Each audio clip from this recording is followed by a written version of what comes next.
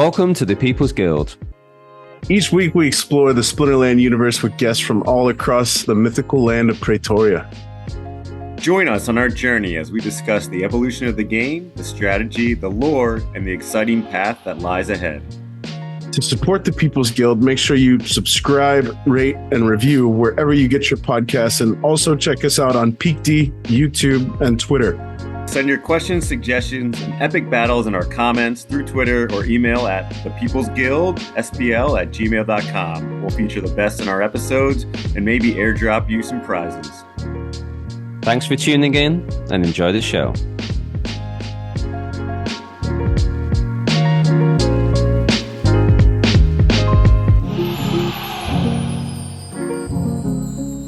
Welcome back to the People's Guild. Another week, another episode, and ladies and gentlemen, we got quite the special one teed up for you today. We were just talking off air. We're shooting for 5 hours for this episode, so buckle up, charge those headphones, push pause, come back when you're ready to come along with this marathon episode with us. We got two wonderful guests here.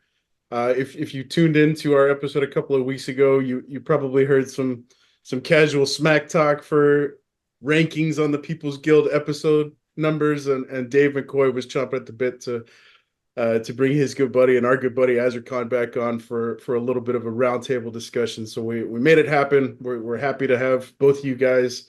Welcome to the show, Dave and Azurkhan. Wonderful to see you gentlemen. Thanks. Great to be here. Yeah, I know Dave was saying, "Oh, we have Azurkhan on all the time, but we have to have him on more." And so now we have Dave on again, but we had to have Azurkhan on too. So you're not going to catch up to him. Azurkhan is still one ahead, technically. Yeah. I'm writing that down, so I got it. Well, gentlemen, it's we had you on a couple episodes ago, Dave, and it feels like we were just talking about off air. We're in a little bit of a different landscape at the moment. So I'd love to hear, Azurkhan, we haven't spoken with you in a little bit, but I know you did listen to that episode. You dropped some pretty funny commentary in response to Dave's ribbings from the show. So why don't we start with you, Azurkhan? Let's hear a little bit of the state of the union from your perspective. How are things looking from your purview? Right. I am a big fan of transparency, so I am willing to discuss everything that I know, right? So, and things have been quite intense from the Splinterland point of view. If you can believe that, I was actually on call 3 times yesterday during work hours with different Splinterland related things.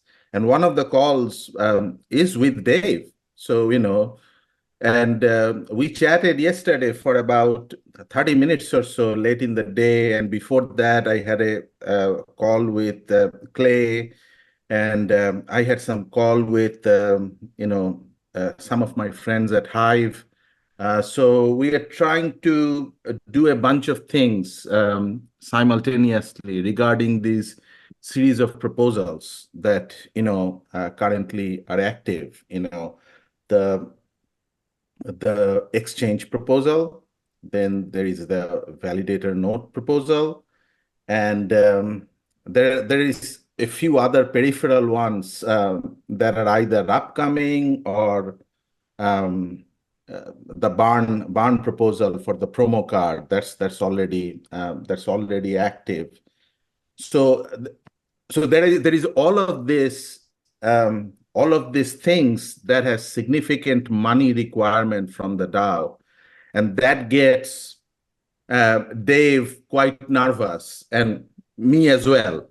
So Dave might sound more fiscally conservative than me, but I am actually, Dave knows this, I am more fiscally conservative than Dave.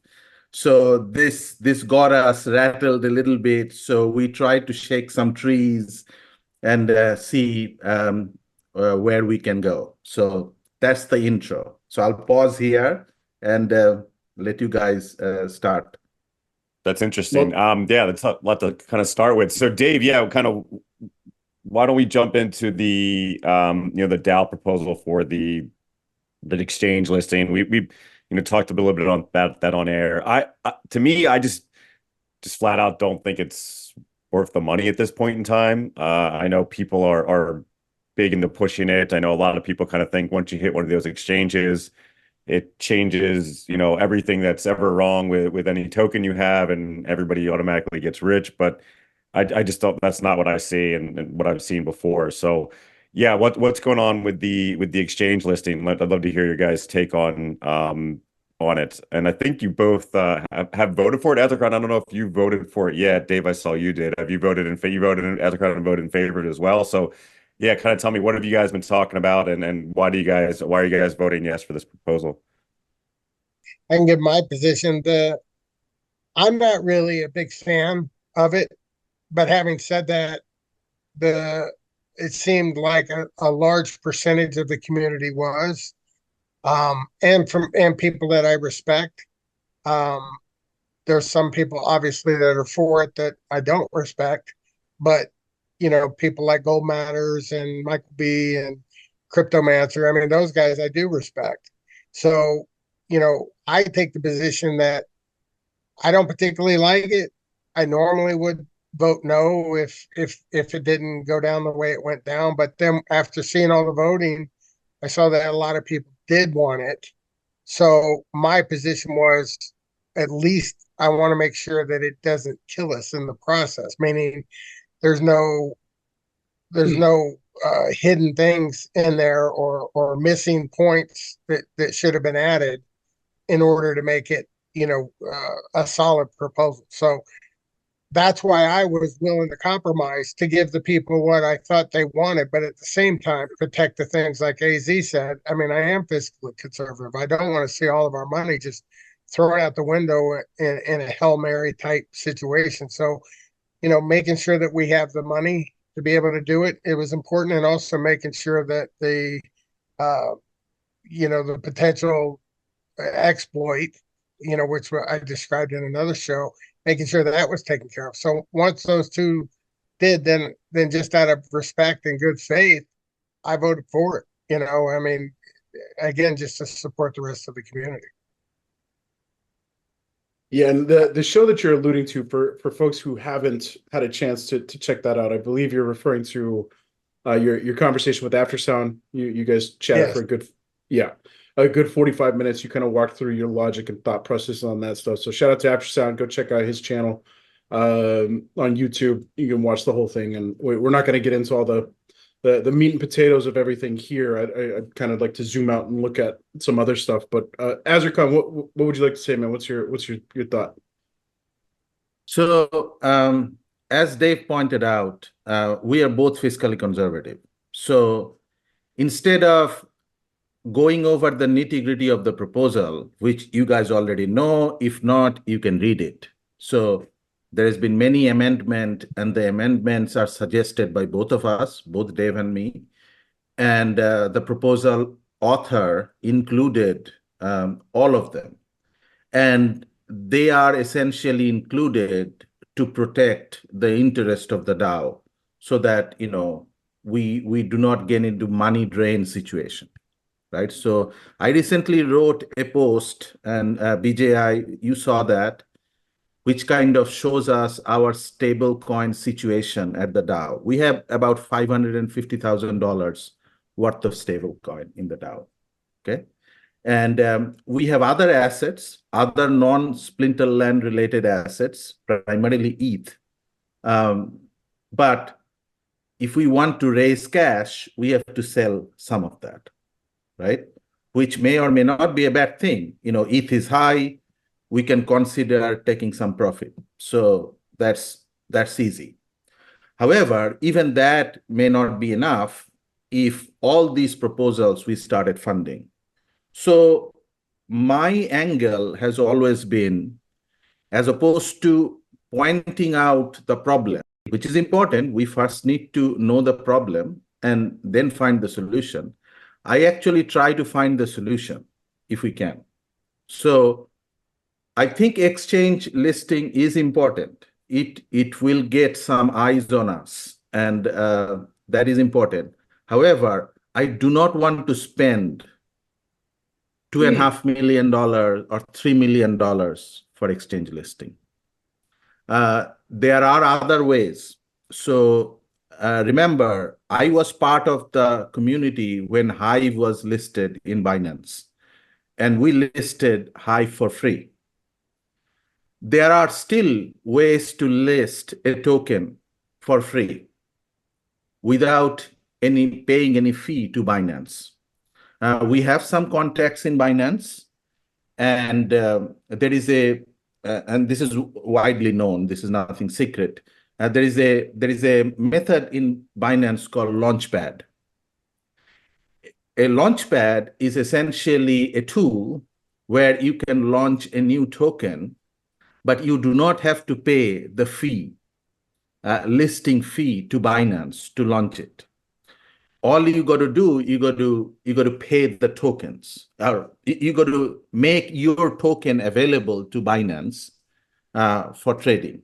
And usually they require 8 to 10% of the float.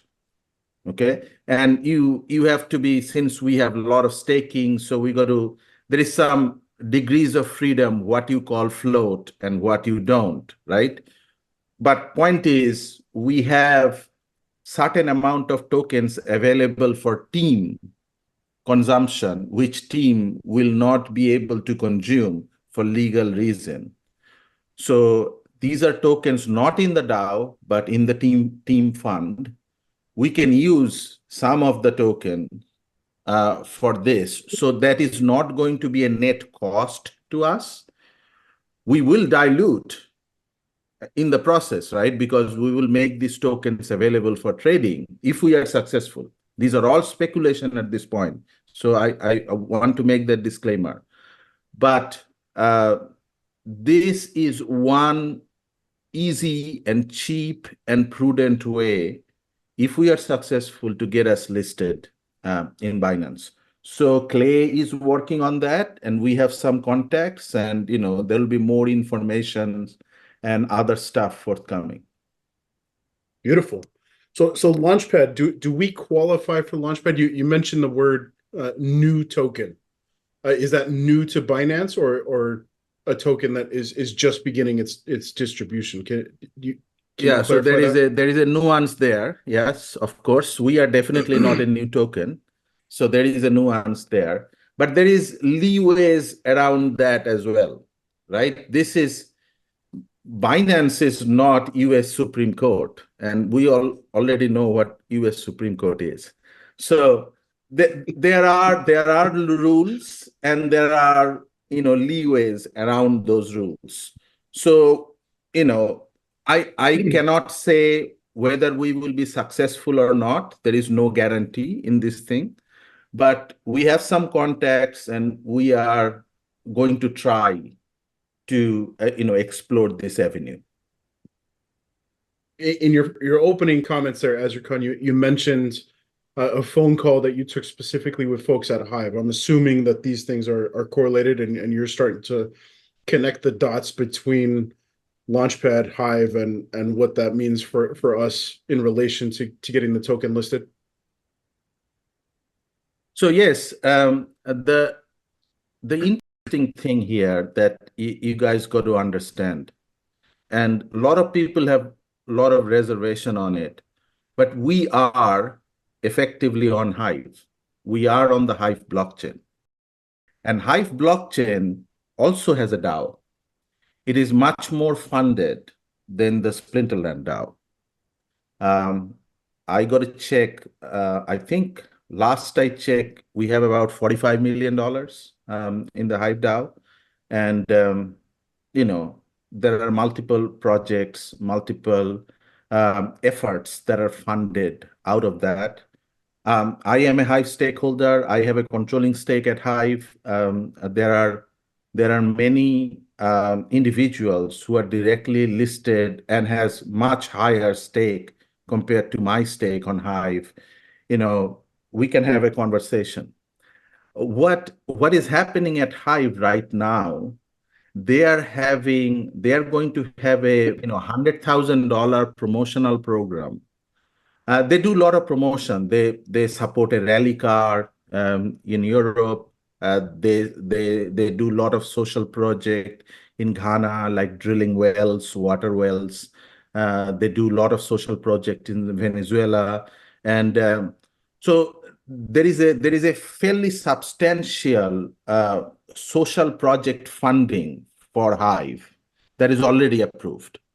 So using some of that funding, they are going to do some ad campaign in via Binance. So Hive is already listed at Binance, but this is an ad campaign and that they're going to do. So this is independent of Splinterland. This is happening regardless. So the thought is, use the same avenue and see if we can use Splinterland, which is an app on top of Hive, to get listed via Launchpad as a promotional gig, if you will. So that's essentially the thought process. And the person at Hive who is doing this is a very good friend of Clay. I mean, we both know this person, so we are trying this avenue.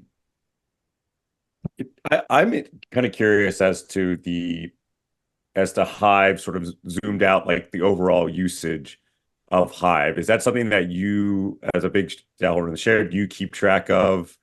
Sort of, what apps are built on Hive, where you see the most transactions and flow, and how Splinterland kind of fits into that picture? Yes, Splinterland is the largest app on Hive. Yeah. What's that? Do you know, like, what are the next couple, second largest, third largest? Is there? The next would probably be, believe it or not, Hive Engine. Yeah. So yeah, and then followed by that would probably be XNC, which is essentially a blogging front end like PigD, things like that. So yes.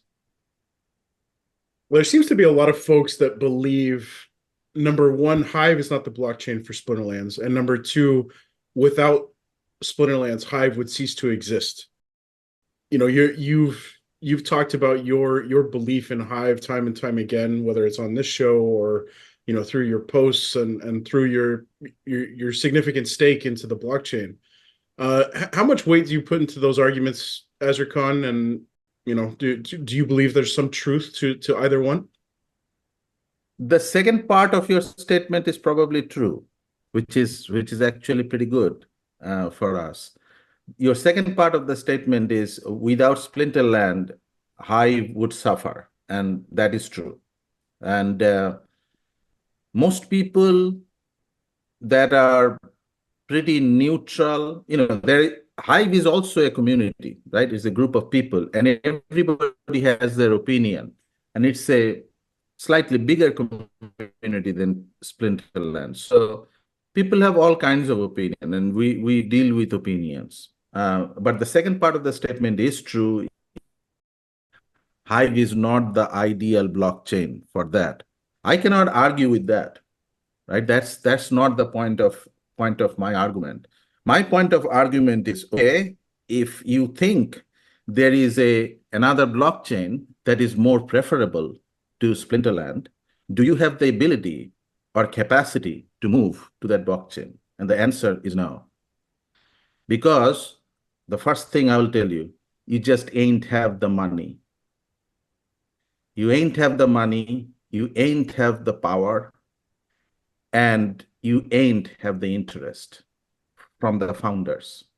So I'll let Dave comment on that as well. So yeah, you know the Hive situation better than me, but I definitely agree that porting over from Hive to another blockchain is ridiculous, at this point. The other thing I would say is that there's a lot of people that throw arguments out for the sake of winning an argument. So if they're feeling bad or they want something to occur, then they're basically going to trash something and say something to the effect of Hive sucks. We're not going anywhere. Nobody's ever going to pay attention to Hive.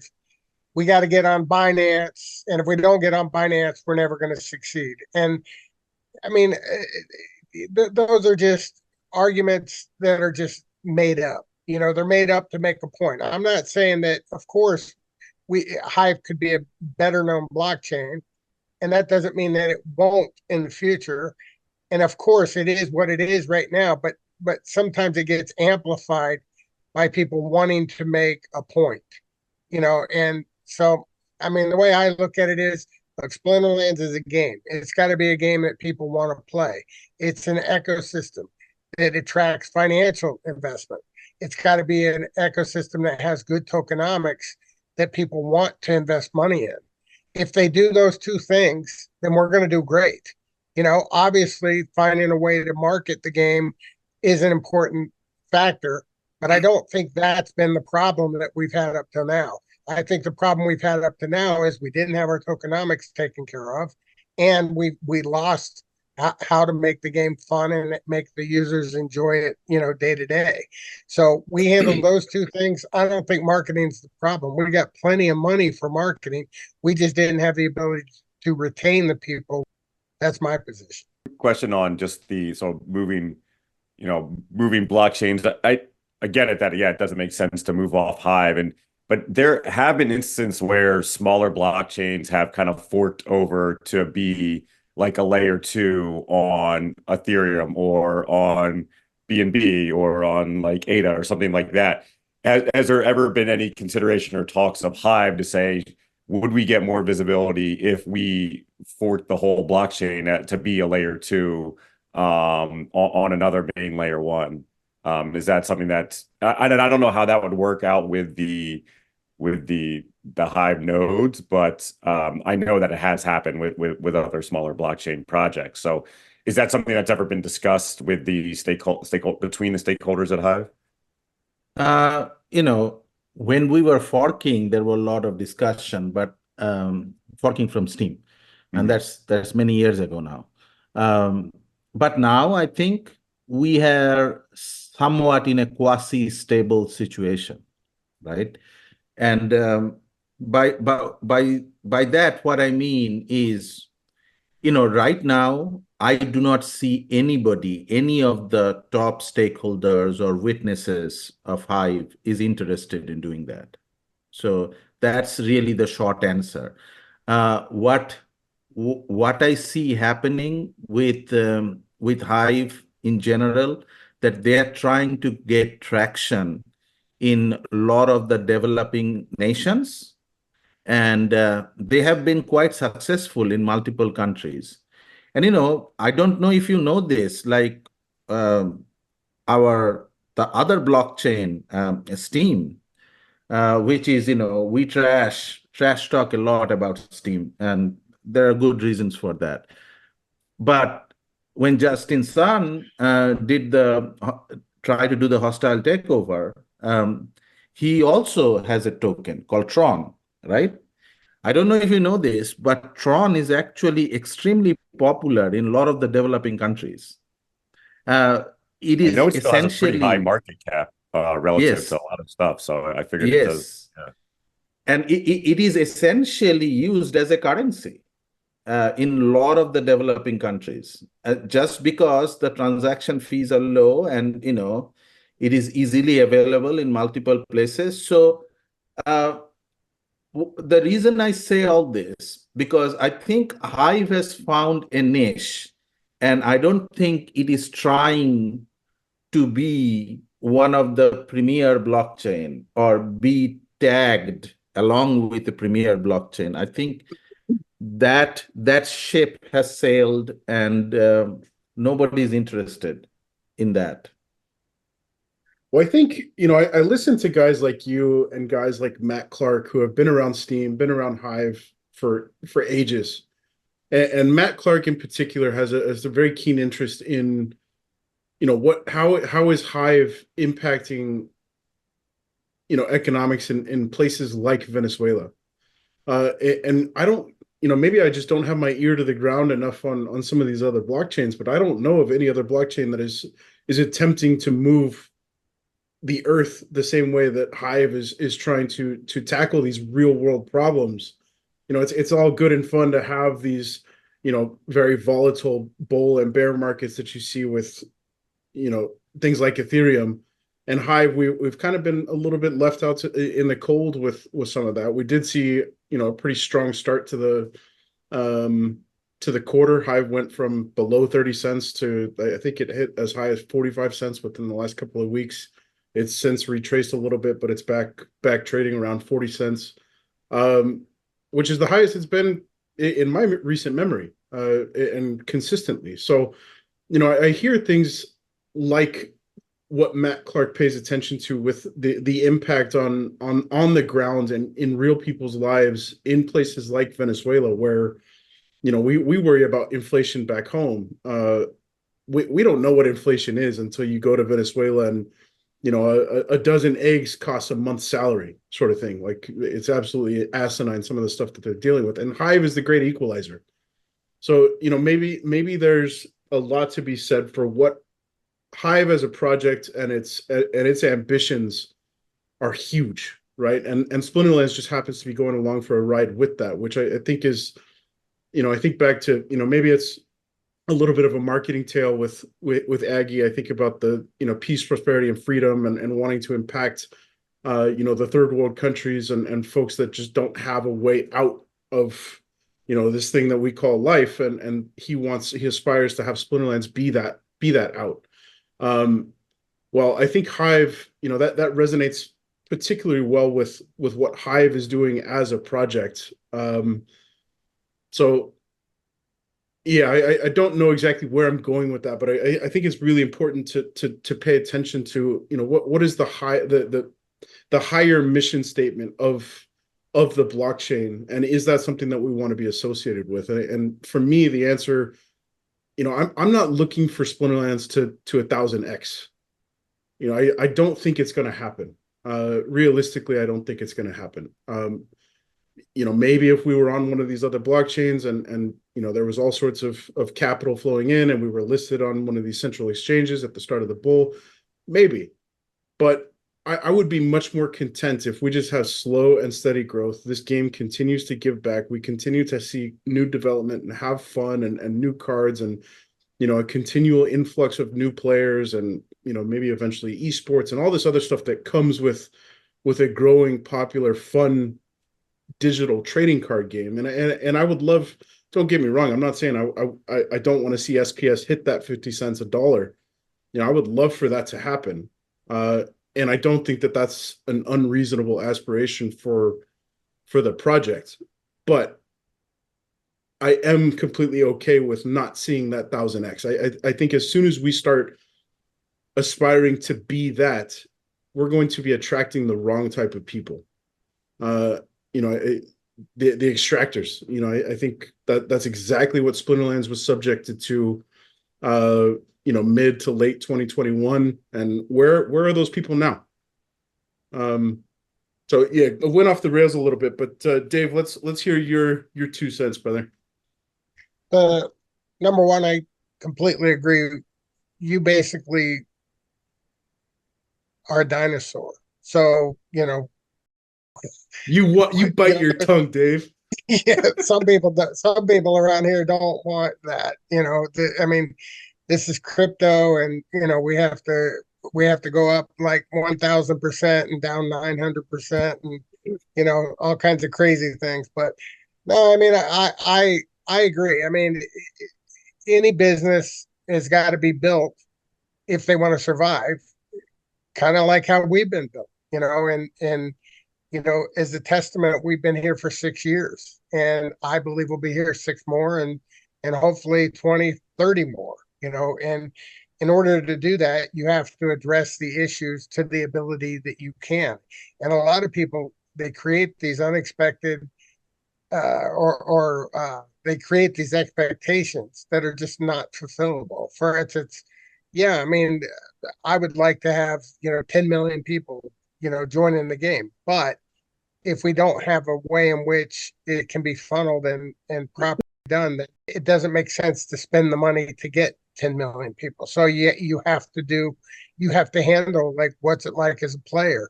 You had to fix the tokenomics. You couldn't have a situation where, deck was trading at 10x peg and then have to deal with the negative side of that, when it all came down. And so those are things that just have to be put in place. And unfortunately, there's a lot of people that aren't very patient. You're patient because you're a dinosaur, Jingles, but a lot of people aren't patient, and so they're looking for the quick hit, the hey, this is different. It's got to be, like some other coin. They call them shit coins, I guess. That they think that we should be, and I actually have no interest in that. I want to be in a project that succeeds, and that's why I'm here.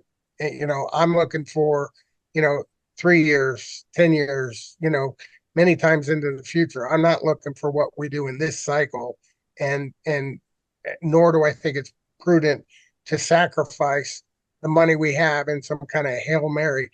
Yeah, and again, this isn't specifically saying that the exchange listing, is going to do that. As it was originally written, it would have done that, but it's now been changed, and they took in place, like, hey, we need to be at a dime to be able to do that. That solves that problem. So my point is, we're going to have people that are going to not like that. I mean, there's going to be people that are like, hey, this isn't for me. Like, my expectations are better. I want to be that coin that goes up 1,000% next week or next month, or, whenever, Bitcoin pumps.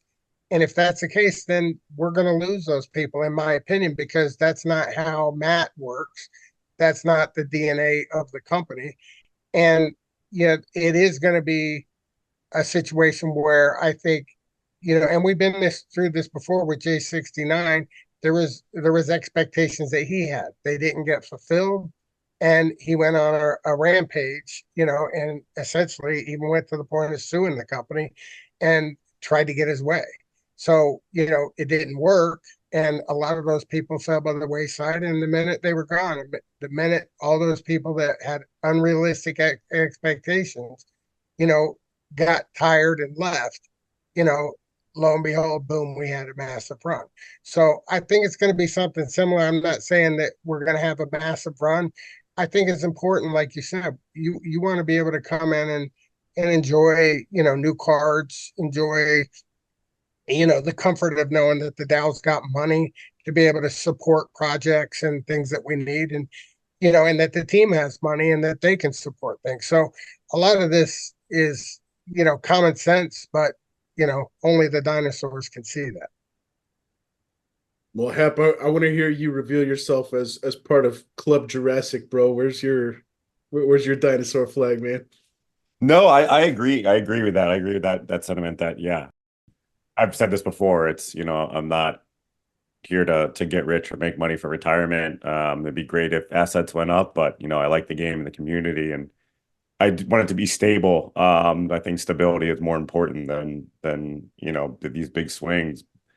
And I get that, like, slow and steady kind of mindset too. But I think there is some fairness, and people point out, like, that maybe things just do move too slow around here. I think looking at some of the development of the game and some of the things when we do get releases, it's it's like, why did this take so long? And we can segue this talking about the rank system. I feel like one thing I'm struggling with, that when they did the revisions to the ranked, they should have done the revisions to the the reward shares and the chests, and why couldn't we get that all at once and together? And I think that would have made it smoother for people, and things are just a little disjointed with that. And when Dave was on, Dave, you said that you thought that it was right before the ranked rework, and you said that this was going to be one of the biggest things in the game, and how it was going to make things so much better and easier for people. Kind of, what is your opinion on how that has gone, and are you seeing what you thought you were going to see, or are you seeing something different? I think I still think that change is a massively positive change, but I don't also think that they made mistakes on how they rolled it out. Specifically, I agree with you about the chests, the way the chests are going to be done and all that. Like in retrospect now, hindsight, it probably would have been better to put that out at the same time. I also think that they should have not done the resets in modern until we got through like into a stabilized state, because what's happened is people with max decks are playing in bronze, and that's creating a lot of negativity because a bronze player who's small and does not have much money or doesn't have a big account is coming up against max level decks stomping on. And that's an easily preventable problem. Like that's not a problem with the design of being able to use, max cards, for instance. It's a problem with resetting people at this stage, because everybody who just started, back, like I moved some accounts and started and, from zero, and I had to fight through the same thing. And obviously I'm also using my max cards to fight through that. And it's not that I was unhappy about it, but I can certainly see how people would be unhappy about it.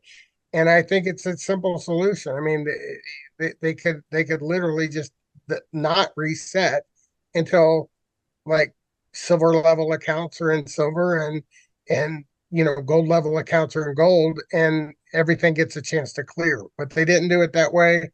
This is the first time it's been done.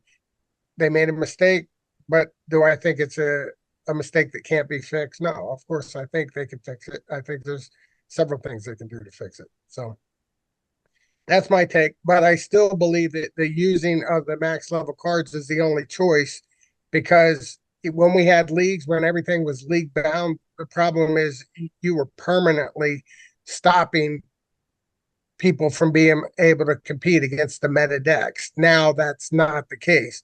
Now the problem is just, it's a different problem, but it's not systemic, like it's fixable.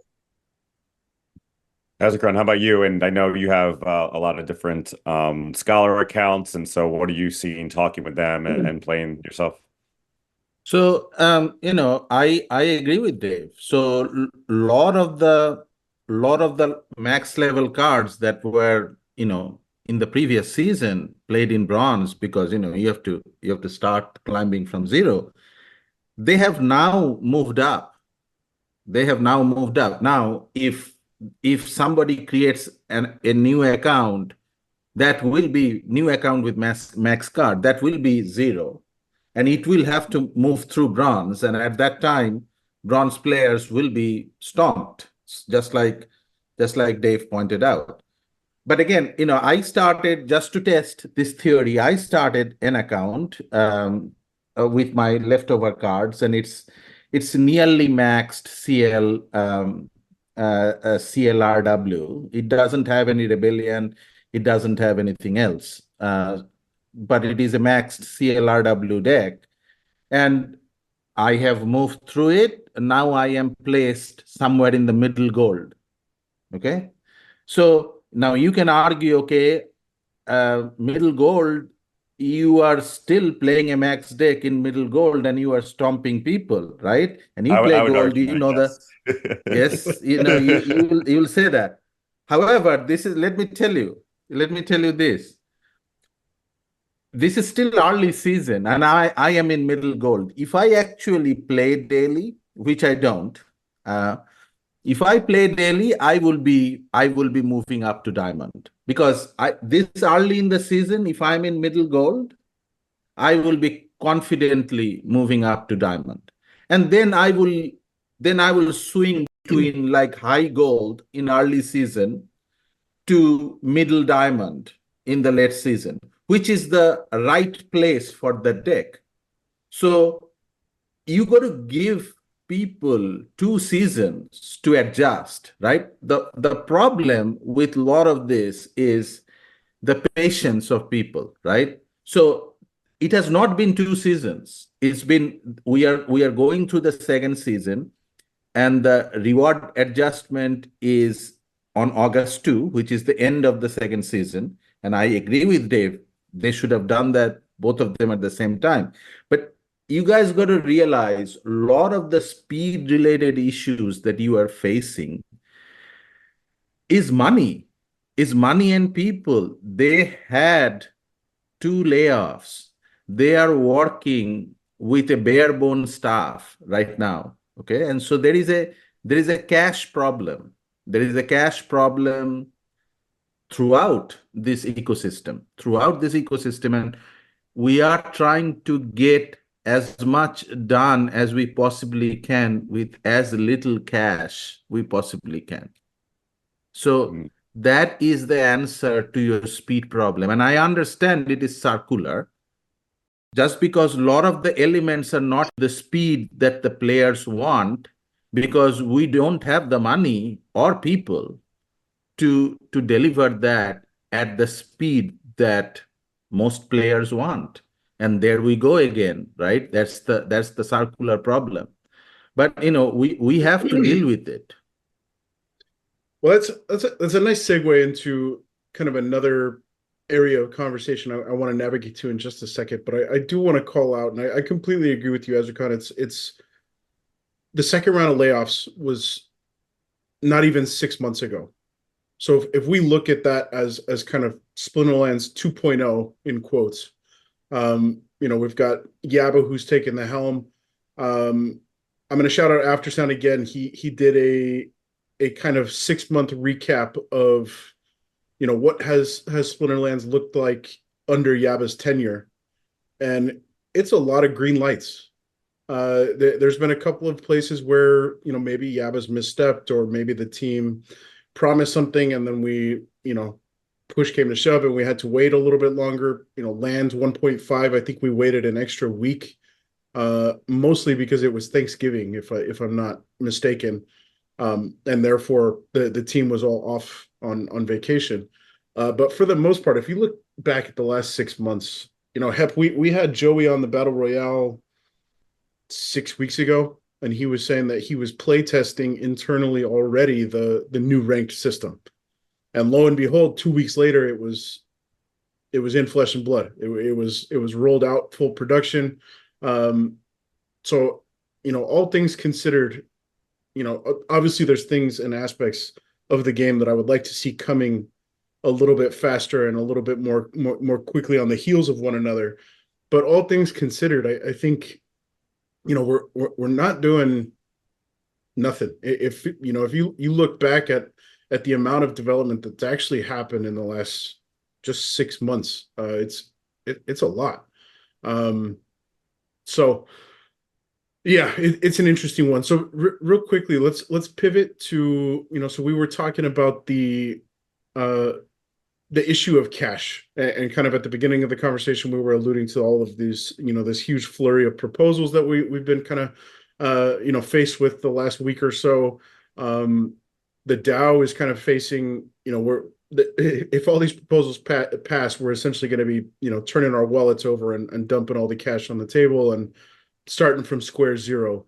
One that is particularly interesting to me, and it kind of bridges the conversation of our ability to use Launchpad as a tool to get listed on Binance.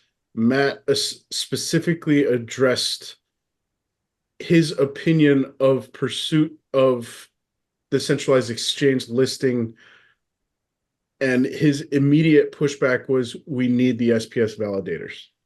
Therefore, DJ Dahota, shout out to him, rolled out the proposal, let's drop 350K, 250K, 350K, somewhere in there, to hire 2 developers, third-party developers, and get the SPS stuff, the validator licenses and nodes live and up and running as soon as possible.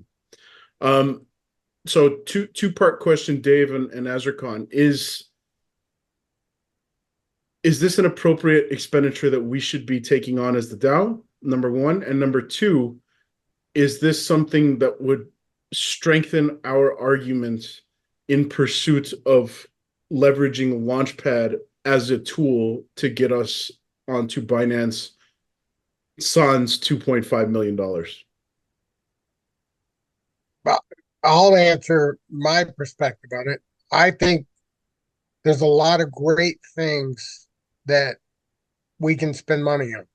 And right now we've got on the table more proposals for more great things than we have money for. So the question isn't whether this is a good thing to do or not. The question is, how much money do we have? How much money will we have left?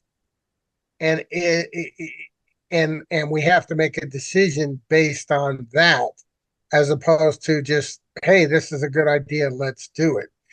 Not too many people are asking that question, and that's the scary part for me, because the way I look at the DAO, like there's been people that said, why do we want to sit on the money in the DAO? The DAO should be out creating value for the game. But I look at it and I say, no. I mean, yes, that's fine, but one of the ways in which the DAO creates values for the game is it is a reservoir, just like AZ talked about. Hive had like 45 million in their DAO. You know, that's a source of strength. That's a source of stability. And I look at our DAO as a source of strength and stability for when we hit any kind of rocky times for whatever reason. And so, in my opinion, I think we should be very careful how far down we spend the DAO's non-SPL assets. I think we should, number one, take any SPL assets in the DAO and consider them not spendable because they're not liquid. We can't do anything with it. So then you're left with, well, what do we have liquid? And if the answer is, you know, we got X million, let's say, for argument's sake, let's just say 2 million, and we have a proposal to spend 1.2 million of it, then the question becomes, is if that's the greatest thing in the world, is it worth knocking our amount down to 800,000, our amount of reserve down to 800,000? If the answer is yes, yes, let's do it. If the answer is no, you know, let's wait until we have more money, then I think the answer's got to be, let's wait until we have more money. So the way I look at it isn't whether, you know, we need the validators a little faster to do the Binance listing or not. The way I look at it is, do we have the money to spend? And if we have the money to spend, then I guess, okay. I'm probably going to be more conservative, as probably the oldest dinosaur, definitely on this call, you know. But, you know, having said that, you know, some of the youngins, you know, seem to think that, you know, it's a perfectly good use of the money. So I'm not the decider. I just know how I look at it. And I know that, you know, if we're going to spend money on the validators, that's a big chunk of money from what I think we have, you know, in the DAO. And that also would mean we probably aren't going to do a bunch of other things. So I'm not sure people are making that trade-off.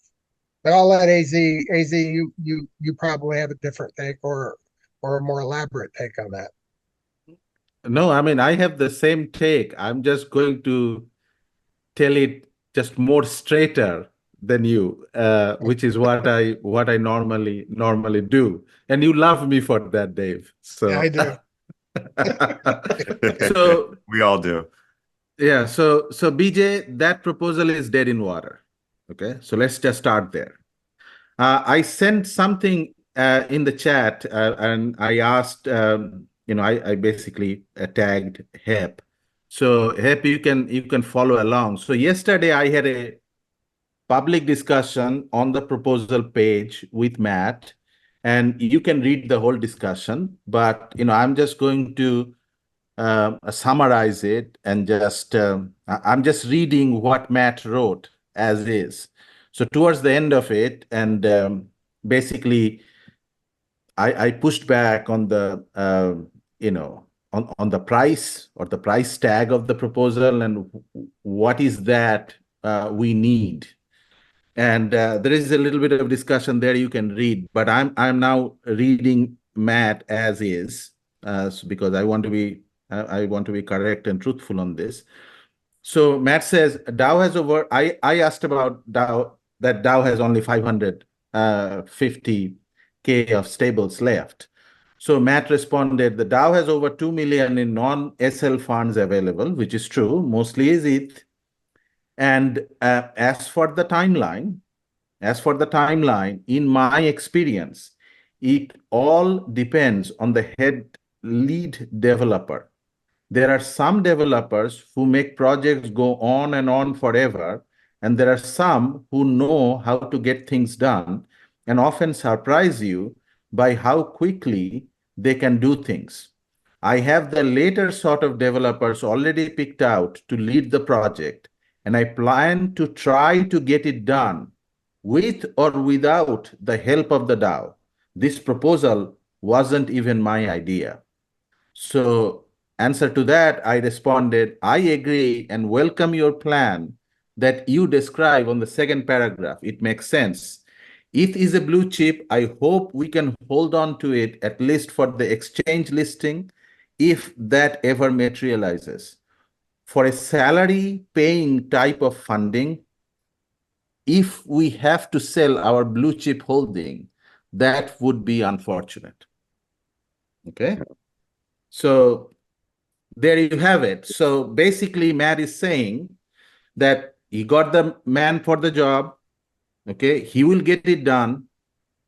It might take some time. Whatever time it takes, he will get it done. It will be slow. So in that case, we are not going to fund this. We do not to fund this proposal. We can use this and keep our stable stash, whatever small stash we have, and our ETH stash for a much more meaningful spending that has the higher impact. Okay, so that's the take on this. And quick follow-up, Azurkhan, were you able to get a sense of what would be the potential impact of, if any, of us having the SPS chain and therefore all of the SPS validator nodes up and running?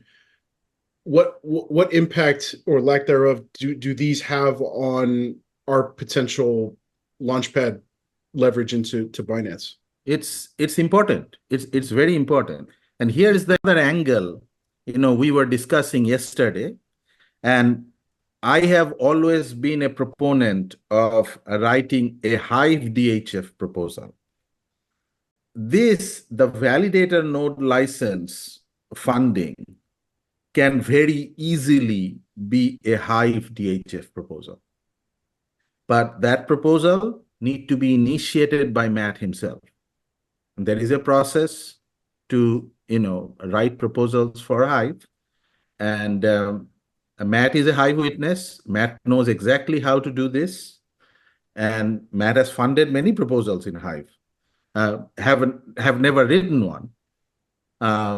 So that would be my request. And, I already mentioned this to Clay.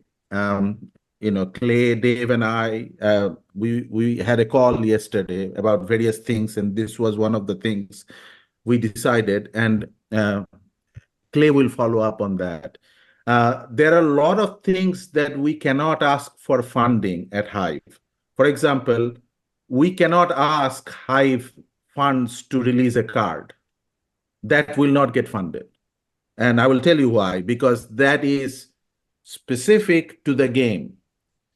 The Hive witnesses or Hive stakeholders will say, you have a game, you do your own thing. We cannot support you, the aspects of the game that you create. Validator nodes is different. Validator nodes is essentially creating a decentralized mechanism on a second layer blockchain, in a way, right? So that is very much pertinent within the scope of the Hive. So I think that will get a much higher chance of funding. And I really want to see that proposal. I just want to chime in on a learning point here.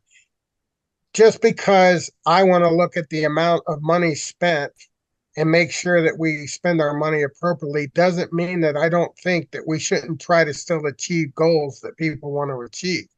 So, for instance, people want to have validators. I got no problem with getting validators up and running as fast as possible. But if you don't have the money and you recognize you don't have the money, then you come up with other solutions, which is exactly what AZ just talked about. In other words, hey, we don't have the money, but maybe somebody else does. And maybe there's another way to get this done. And by actually being realistic and understanding that we don't have the money doesn't mean the answer is no, we don't need to do it. The answer is, well, what is a different way to get it done? And in my opinion, that's what I think has been lost a little bit with all these, massive proposals. We haven't said we want to do this, but we don't have the money. So how can we do it? Instead it's been like either spend the money and do it in a hurried fashion, or else you're the devil, and it causes so much dissension, or, it's like, no, we don't have the money and we're never going to talk about it. I don't think either is a good solution. I think it should be, hey, these are realistic things that are important to get done. However, we have to be able to do them in a way that, is reasonable. And so, like I said, once somebody like AZ said, yes, I understand the problem of spending all the money. Hey, how about here's the solution? Now all of a sudden there's something that I think everybody can be excited about.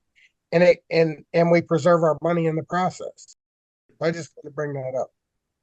Yeah, isn't that kind of a problem though? I mean, another problem in itself, right? Is like people have these ideas and we throw them out and we have these proposals, and then all of a sudden it's everybody picks a side and everybody's up in arms, and the knives and teeth come out. But, kind of, not to disparage Clay, but isn't that sort of what Clay is supposed to do? Mm-hmm. Like, isn't he supposed to organize, here are the problems, here are the things we need to get done with the DAO, here are the options to solve those problems, and present those to the community so that, like, we don't have to waste all this energy talking about hiring a third-party developer when now that we know that, Azarchron has a better suggestion that we should definitely try first. That's better for the community. Like, we're wasting this time and energy, going down these dead ends when shouldn't we be more organized with, here are the issues we need to address. Let's get everybody's input on how we can address these issues, or what's the best way to achieve these goals. And then let's figure it out from there. Like, that's a normal process to go through with anything, instead of this just like, piecemeal, let's throw out an idea and then, everybody get all upset about it. I think that's part of the problem with that always comes when you start something from scratch. Like, Clay's never been a community manager before. So a lot of this is we're learning as we go. And I agree with you 100%. I think hopefully we're all learning, maybe there's a better way, not that votes don't matter and all that. What I'm saying is maybe we could have more discussion, before we immediately jump into a proposal. Like, to me, that would seem to make more sense. So hopefully we take stuff like that and maybe start forming committees and groups and panels and, all the things that are done in real life before you actually put a proposal out. Well, I think that's well, first, Hep, I appreciate you continuing the references to dinosaurs with teeth and nails. We're going to see how much we can drive that theme home throughout this episode. But I think that's, it's important to recognize that that's kind of the gift and the curse of the DAO, right? Like, none of these proposals were presented from Clay. Soy Mysterioso put the centralized exchange proposal out there. He didn't need to, and nobody needs to ask for opinion and consensus in order to spend the 100K DEC to put forth a proposal. And I think that's brilliant. The problem is it immediately comes to, as soon as that proposal is out there, like you said, Heb, people draw a line in the sand. And if you're not for it, then, screw you.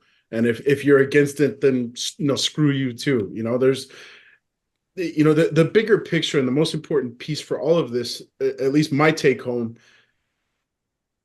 is it starts the conversation. We wouldn't be having these conversations. Perhaps that phone call with the folks that at Hive Azarchron wouldn't have happened if decentralized exchange conversation hadn't been initiated by Soy Mysterioso. So the bigger picture is these conversations are happening, and they're ripple effects of these proposals. And I think it's a very cool thing that, if I have a potential proposal idea, I can put it out there, I can pay the 100K, and I can get the sentiment from the community and potentially impact the game and the ecosystem.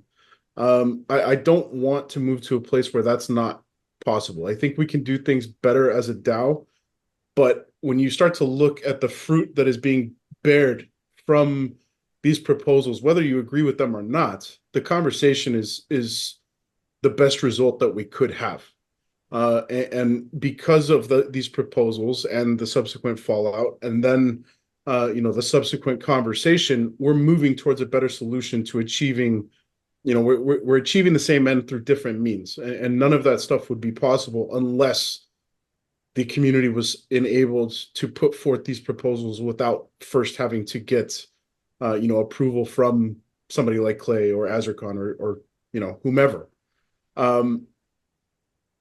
Yeah. So real quickly before it leaves my train of thought, Azarcon, with respect to the SPS chain stuff, and this being potentially a proposal that goes forth to the Hive DAO for future development, I'm a dummy. Can you explain it to us in blockchain 101? What is the benefit to Hive, and why would they support such a proposal to have Splinterlands create this layer 2 called the SPS chain? What does that mean? And why would Hive approve it? Right. So remember, you're not a dummy, you're a dinosaur, right? Dodo. Dave, did you just call me a dodo? Yes. Yes. I have never kicked someone off this call, Dave, but you're sure pushing it, brother. Okay, so hey, this is something I was telling Dave the other day. Being a dinosaur is not a bad thing. A dinosaur skeleton, if you find it intact today, is worth $20 million. Azarcon, let's hear you defend the dodo, bro. Looks like the dinosaurs probably were at the top of the food chain on Earth. It looks like there is no way to defend them. I want to say I 100% agree with you, Jangles. I think that the way this will, when you talked about the process, I actually agree the process is great. It's the participants that have to mature. And I think we're getting there, but it's painful getting there. But I think we are getting there. I mean, we had very good conversations with Michael B., who was, like I talked to Michael B., I talked to Cryptomancer, and I talked to Nick Plays Crypto. And all three were very constructive. They reached out, they listened to what my issues were. I respected what they were saying about having it done. So we were able to form a compromise. Now, hopefully we can have more in the community start doing those things. So instead of looking at a proposal as a, you suck if you support this, and I don't, kind of thing. If we can start getting the, hey, okay, I understand what you're trying to do, let's try to work through it kind of mentality, then that's just an understand, that's just the participants maturing. So if we get to that point, then yeah, I think it's great. And if we don't get to that point, it's not a problem with the process, it's a problem with the people. Okay, I think so you're back live and clear. Yes. All right. Okay. Very good. It was my internet that kind of dropped out a little bit. So, anyways, so I will. They've already explained the proposal part, and of course, we like it, right? So, this whole proposal process, I hate to use this word because people don't like it, but it is political, right? And it is real life, just like Hep, you said. And it is messy, right? Real life politics, and how you are putting 50 grown men in a room, and they all have an opinion, and they all want their voices heard. They all think their opinion is the best opinion. This is exactly what will happen, right? This is real life. So it is always going to be messy, and that's the way it is. We learn as we go along, right? So that's the process. So getting back to BJ's question about Hive DHF. Hive DHF is constructed a little bit differently compared to Splinterland DAO. Splinterland DAO do not earn anything at this point, other than very recently from the pack sales. And that was by construction. Matt said, if you give me this money, I am going to give you 50% of the pack sales as DEC. That is the only source of earning right now. And there were previously money earned by selling packs via SPS. That's how all the SPS got into the DAO, and this and that. But that's not the way Hive DHF function. Hive DHF has a constant source of earning from the Hive inflation.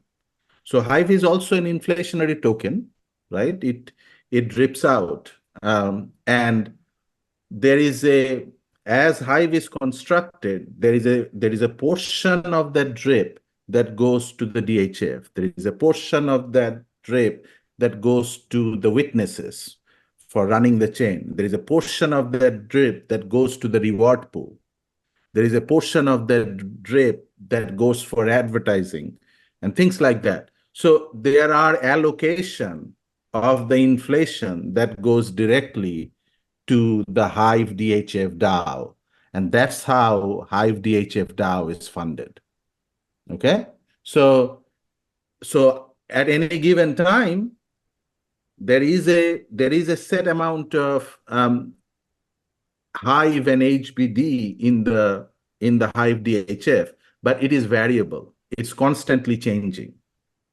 Okay, so that's the way it was designed. So there is always a constant source of money coming into the DAO in case of Hive. So is that clear? Is the difference clear? Mm-hmm. Okay, so that's the main idea about why Hive DAO is well funded and Splinterland DAO is not. First of all, it's older, right? It has a lot of time behind this. Splinterland DAO is newer, right? And we are just learning as we go along, right? So that said, how can you get funded? The funding process is very similar to the Splinterland DAO, right? So there are stakeholders. You write a proposal. There is a proposal page. You have to pay a fee, just like you pay a fee in DC. You pay a fee in HBD there, and you write a proposal, and then there is a page, public page. I can link that page as soon as I'm finished talking. And you can see what are the proposal getting funded. You get daily payment. You basically ask for the way that DHF works is you ask for a daily payment because the payment is from the inflation and the inflation is constant. So you get a daily payment of certain amount of HBD, and one HBD is $1. So let's say you want, I don't know, $200,000 for something, right? So $200,000, you will make a proposal that run 200 days, right? So 200,000 divided by 200, that is what? That's $2,000 a day, right? So that would be, you are going to get paid $2,000 a day for a $200,000 proposal if you run it for 200 days. Usually most proposals are run, there are various kinds, but you have a day amount and you have a money amount. You can run it for 365 days. You can run it for 20 days. If you run it for 20 days, the amount is going to be very large. If you run it for 365 days, the amount is going to be smaller per day, right? So that's how it is written. And then all Hive stakeholder, not just witnesses, all Hive stakeholder vote for it. And you actually lobby for that proposal, just like we lobby for a Splinterland proposal, right? So you got to ask people, make your case, why this is good, why you want to vote it, and then you get funded. So that's the way it is. There is a threshold vote, and that's also variable. I think right now it's about, I got to check, but I think it's about 24 million Hive vote needed to pass the threshold to get funded. So, for example, I have 1 million Hive. So if it is 24 million Hive, you got to find 24 of me. Or you can find 240 of me that have stake 1/10 of mine. And there you go. It's the same principle. That part is the same. So what do you see Okay. as why would you push for this and vote for this as a Hive shareholder apart from your interest in Splinterlands? Like so why do you see that getting the validator nodes up and running, how is that why is that a benefit to the Hive ecosystem as well? So two angles here. First of all, as Dave and I we were both saying that since we need an alternate avenue to get funded. So that's from our perspective. That is our benefit. If we get funded this way, that's an alternate source of earning for us. And projects move forward with this. And none of the DAO funds get used for this purpose. Matt can save Splinterlands' own cash stack and use it for something else, or extend the runway longer, whatever. So that's from our side. From the Hive side, why Hive would want to fund it is, I told you, Splinterland is the largest app out of any metric, no matter which metric you look at. On any metric, it is the largest app on Hive. And so far, Hive has never directly supported Splinterland with money. Now, there is a nuance there that's not entirely true. There have been times, like for example, during the Splinterfest, Hive did fund a certain amount of money to fund the Splinterfest. So that is one instance that they did, but it was a relatively small amount. In terms of proposal, there has never been a Splinterland proposal written to Hive DHF. And there are reasons for that. There are multiple reasons for that. Like, without getting into, personal things, it is actually difficult for Hive stakeholder to vote for, like to launch a promo card, for example, because it doesn't directly benefit Hive, right? They do not see the direct connection. It's a game. You do your own game. Why are you coming to me for money? However, what validator node is, it's a blockchain. It's a blockchain technology of a second layer blockchain, right? So that technology is actually something that can be promoted externally, right? In any kind of, shareholder meeting, wherever, Hive promotes itself, that look, we have multiple second layer apps, and now the second layer apps are so developed, they have their own secondary chain where they are vetting essentially the transaction and not coming to the main chain. So that's a technology. In a technology, you can always make a case to support a technology as opposed to support a product. Like a card is a product. A validator node is a technology. So I think that's the selling point from the Hive point of view. Brilliant. So it's not just, I mean, the technology is obviously a massive factor in how this proposal is going to be received, but it also sounds like you're kind of pointing to, you brought up the fact that, Splinterlands is, despite whatever metric you look at, it's the largest contributor on the Hive blockchain. So it kind of feels like it would also be an investment in Hive's perseverance and ability to continue to persevere.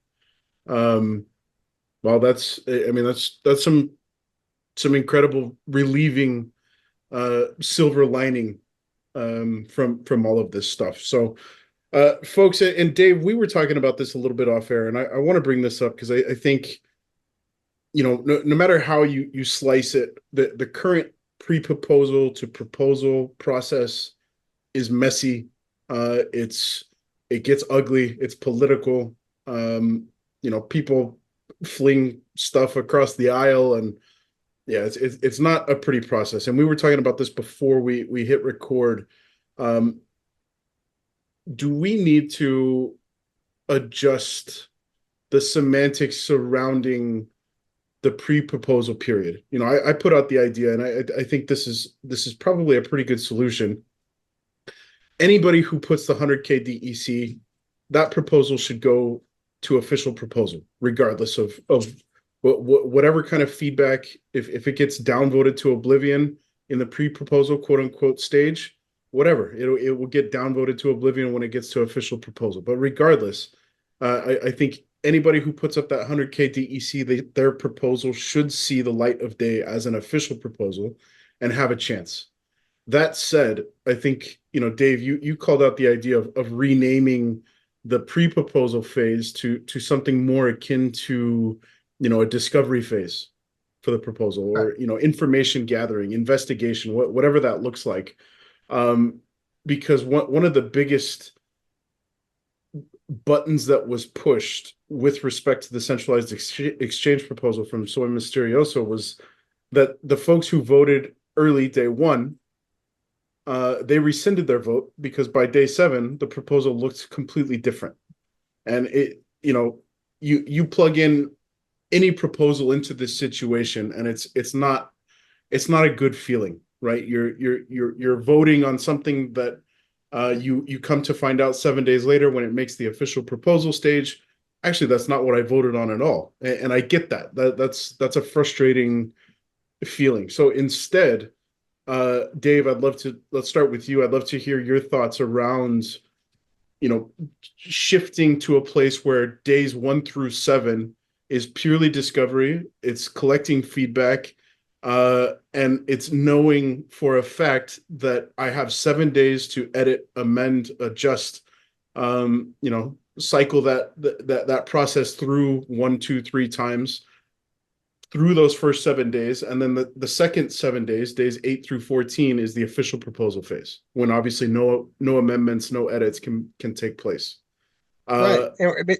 Yeah, go ahead, Dave. I was going to say, yeah, I mean, it's a matter of expectation. There's a lot of people that expect, they see the term proposal in there and they see pre-proposal and they think, all right, well, I'm voting. But really, that's not the intention. The intention is exactly as you said, discovery. I think that's a great name. So I highly suggest we do that, because really what's happening is we're discussing, we're figuring out, who's going to vote for what, why, what do they care about? And that's an important part of the process, So if on day 1 of the discovery phase, we find out that, let's say, Jangles and Hep, are going to be against it, and we know everybody listens to the People's Guild, so that will be problematic, right? So, if I had a proposal and I knew you guys were against it, I'd want to know you were against it. So that's exactly what the discovery phase should be. And so I don't think it's anything more than clarifying that in people's minds. If people expected it to change, they expected it to be a discussion, they expected to move their votes, from for it, against it, with each iteration, with each change, they can change their vote, no problem. And then, like you said, when we get to the actual proposal phase, now all of a sudden it can't be changed whatsoever. And, the sanctity of their vote for that, like, you don't have to participate in the discovery phase, but you should participate in the proposal phase. So I agree 100% for that. And I also don't mind the point you made about that. If you're going to spend $100,000 deck, you should know that you're going to be hurt. So I don't have a problem with that at all either. So and my take is I agree with all of this, and I'm going to offer another little thing, and let's see if you like it. Naming something is actually quite important. Whatever The intention of pre-proposal is always discussion, right? But having the proposal in it, people have this thought that, oh, I voted for it, and then they changed it. Well, no, you voted for a pre-proposal, and we changed it because we are supposed to do that. That is the whole purpose of it. But here is the naming thing. Naming it discovery or something is quite important, because remember, back in the days, we used to call it global warming. And when we call global warming, believe me, I am in the thick of it. That's what I mean. I am in the industry, which is, I have my eyes black and all my bruises all over my body. So, I know what I'm talking about. So we used to call it global warming, and people hated it. People hated the term. The opinions are extremely polarizing. And then we started calling it climate change. And I think it's a brilliant change in terms of how you name certain things. The moment we started calling it climate change, discussions were a little bit easier. And now we constantly call it climate change, and global warming, the term global warming kind of disappeared. Now, it is the exact same thing. It is critical how you call certain things. So, I am 100%, we can call it discovery. Hep, what's your take, man? Yeah, I think it's a good name. Yeah, there definitely needs to be some clarity around that. So, like I said before, it gets too messy too quickly. So yeah, let's come up with a better process and get everybody's input and find out the best way to do it before we really start fighting each other on how it should be done. Yeah. Right. I was just gonna say I'm gonna put in a petition to change the name of the dodo bird. I feel bad for that guy. Speaking of connotation, go ahead, Dave. I think it's, again, it comes down to expectations. Typically, I would say most people in our community are not the people that are loud. Most people are quiet. They're constructive. They want to see things done well. I would say that's 80 to 90%. I mean, some votes, you go into math chat and you're thinking, oh my God, this thing's never going to pass. And then it goes up and it gets 85 or 90%, because the average person is not trying to, undo something. But having said that, you also want, and there's nothing you could do about somebody who their sole intention is to twist and turn and manipulate everything to get their way. There's nothing you can really do about that. But what you can do is set the process up so that it's not confusing. And that's why I think having discovery phase, and again, that's your suggestion. I like it because that is actually what we're doing. And there's really no twisting it. There's no way to manipulate like that's a horrible thing to do. I mean, everybody should want to have discovery. Everybody should want to know who's going to vote for what. Like I said, I mean, if the People's Guild, guys are against it, then I'm going to want to pay attention to that. So the only way to find out is to having that discovery phase. Yeah. Well, I'll definitely leave it up to you, Azurkhan and Dave, to reach out to Clay. But I think that's a logical, easy way to remove the expectations that currently exist because of the term pre-proposal, number one. And number two, there's an active mechanic that allows you to vote or downvote said pre-proposal.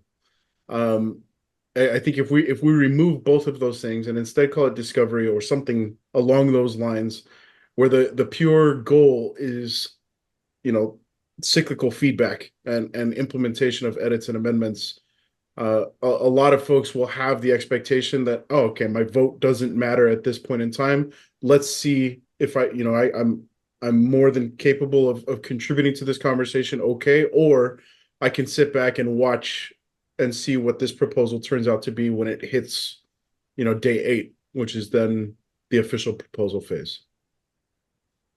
I agree. Yeah, these changes are easy. This is just mostly change of name, and this can be easily implemented. So no issue there. So let me turn this a little bit in a slightly different direction, and I'm going to switch the table. You two, you two talk to a lot of people, and a lot of them are players. So what is your take on what's happening into the game, and what's their sentiment currently? Just be very candid. There is no blinders are needed. So I want to think from your perspective, like, hey, why don't you start? Okay, yeah. I mean, the do you want my kind of what I'm hearing from people, or what my personal perspective is, or Both, kind of both, both? both. Yeah, I mean, so yeah, personally, like I kind of said before, I think that I don't love the change to the rank system. It's I really like the idea that I could kind of choose to stay in gold, and that's the amount of money I was comfortable spending on cards over the set time frame when they got released, and I could play there and be competitive, and was happy playing there. I felt the issues with the rank system could have been addressed um, without removing those league caps. I think we could have changed the way you got, points, rating points, and that was a good change. I don't think we needed to reduce the cap on cards, and I think we could have let people decide what league they wanted to play in. If you say, well, we want to do that, make sure we have the reset, fine. If people get up to silver one, you set them back to silver two. But if someone's in bronze, but like, hey, I have this deck that I can play in silver or in gold, and I'm struggling to get out of bronze, just let them get out of bronze, let them play. You know what I mean? You don't have to necessarily even change let their rating still build up, but just let them be where they want to be. So I thought there was easier ways to develop it, and it's kind of led me to kind of pause for now and see how things go. And I just don't know what my strategy really is moving forward, right? So before my strategy was I would spend a set amount, like every 2 weeks, I'd spend a certain amount of money on cars or other assets in the game. It was always kind of making my deck better. And when Rebellion came out, it was making, my Rebellion deck better because I had sort of my Chaos Legion and Rift Watchers cards where I wanted them to be. And that was great. But then with this, it's like, well, do I get Chaos Legion cards and max them out? But then so I can be more competitive. But then is that going to start pushing me into Diamond and Champ? And then I'm not going to be able to spend that kind of money with the prices of Rebellion cards as they are to kind of get those maxed out. So then what do I do when the next set kind of comes out? Like, where does that all leave me? And so, yeah, I think that from that perspective of the rank battle, and also, I do feel like the meta has got a little stale with the shift to, mostly very defensive gameplay. It seems like the defense, before there were defensive gameplays, there were very offensive gameplays, and there were balances there based on certain rule sets, and it made it more interesting. And I feel like because you could choose one strategy to the other, and I feel like now you're kind of pigeonholed more into, what's the very defensive I can make, right? Or it's defensive funneling to martyrdom cards that then get you enough offense that can then put you over the top of someone. And yeah, I just feel like that's kind of a little stale. Like I shouldn't know that I need to play my Grimbardoon Smith as a tank in 90% of the matches, right? Like if you're playing one card in one position in that, many matches, I think that's kind of a balancing issue. And yeah, I think people have those. I've heard people, kind of have those same concerns. I mean, I'm playing a little bit more now than I was in the past. I still enjoy playing, but yeah, it's tough and it's frustrating too because it's, before playing in gold, I didn't have all the cards, and so, but when you lose matches, all the cards, oh, that's okay. But now it's tough to lose matches simply because I I don't have a max deck, and I'm constantly going up against people in max decks now and in gold. Like everybody in gold, and like everybody in gold that I see has a max deck. I maybe see it's less than one a day where I'll play someone who doesn't have a max, isn't playing a max level summoner, and I'm routinely not playing max level summoners. I have a few maxed out, but not many. So there's that, and I think I had one more kind of grievance. But yeah, I think I'll leave it at that. Yeah, so that's kind of how I've been feeling. No, finish the thought. Otherwise, you will never get back to that thought. No, I Finish the other can't. grievance. I think that that's it. I lost the other train of thought. I'll think of it in a minute. So I'll let Okay, move all on. right. Let Jangles kind of answer. All right. But let me make just a small point, and then I'll let BJ talk.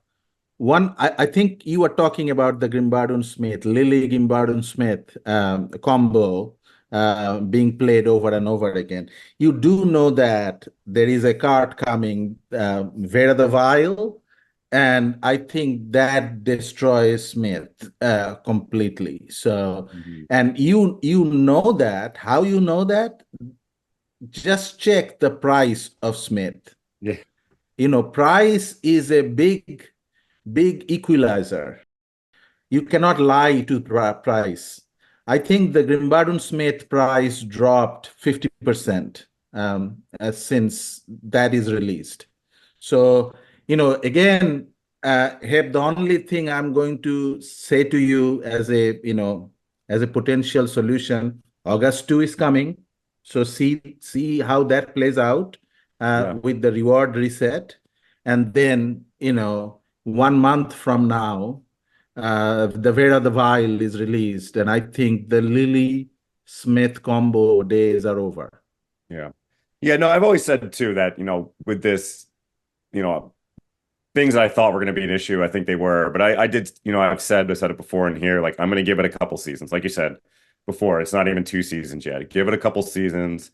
The game has made changes before that. I was like, yeah, I don't love that. But, after a couple seasons, you start to appreciate it and you get used to it. And things do kind of tend to balance out. So, yeah, I mean, kind of an asterisk to my griping, that is kind of currently how I feel. But I always do have that thought, give this a couple seasons and see, just give this a month and see how it shakes out. Okay, BJ, off you go. So quickly, I think a lot of people are sleeping on Kai.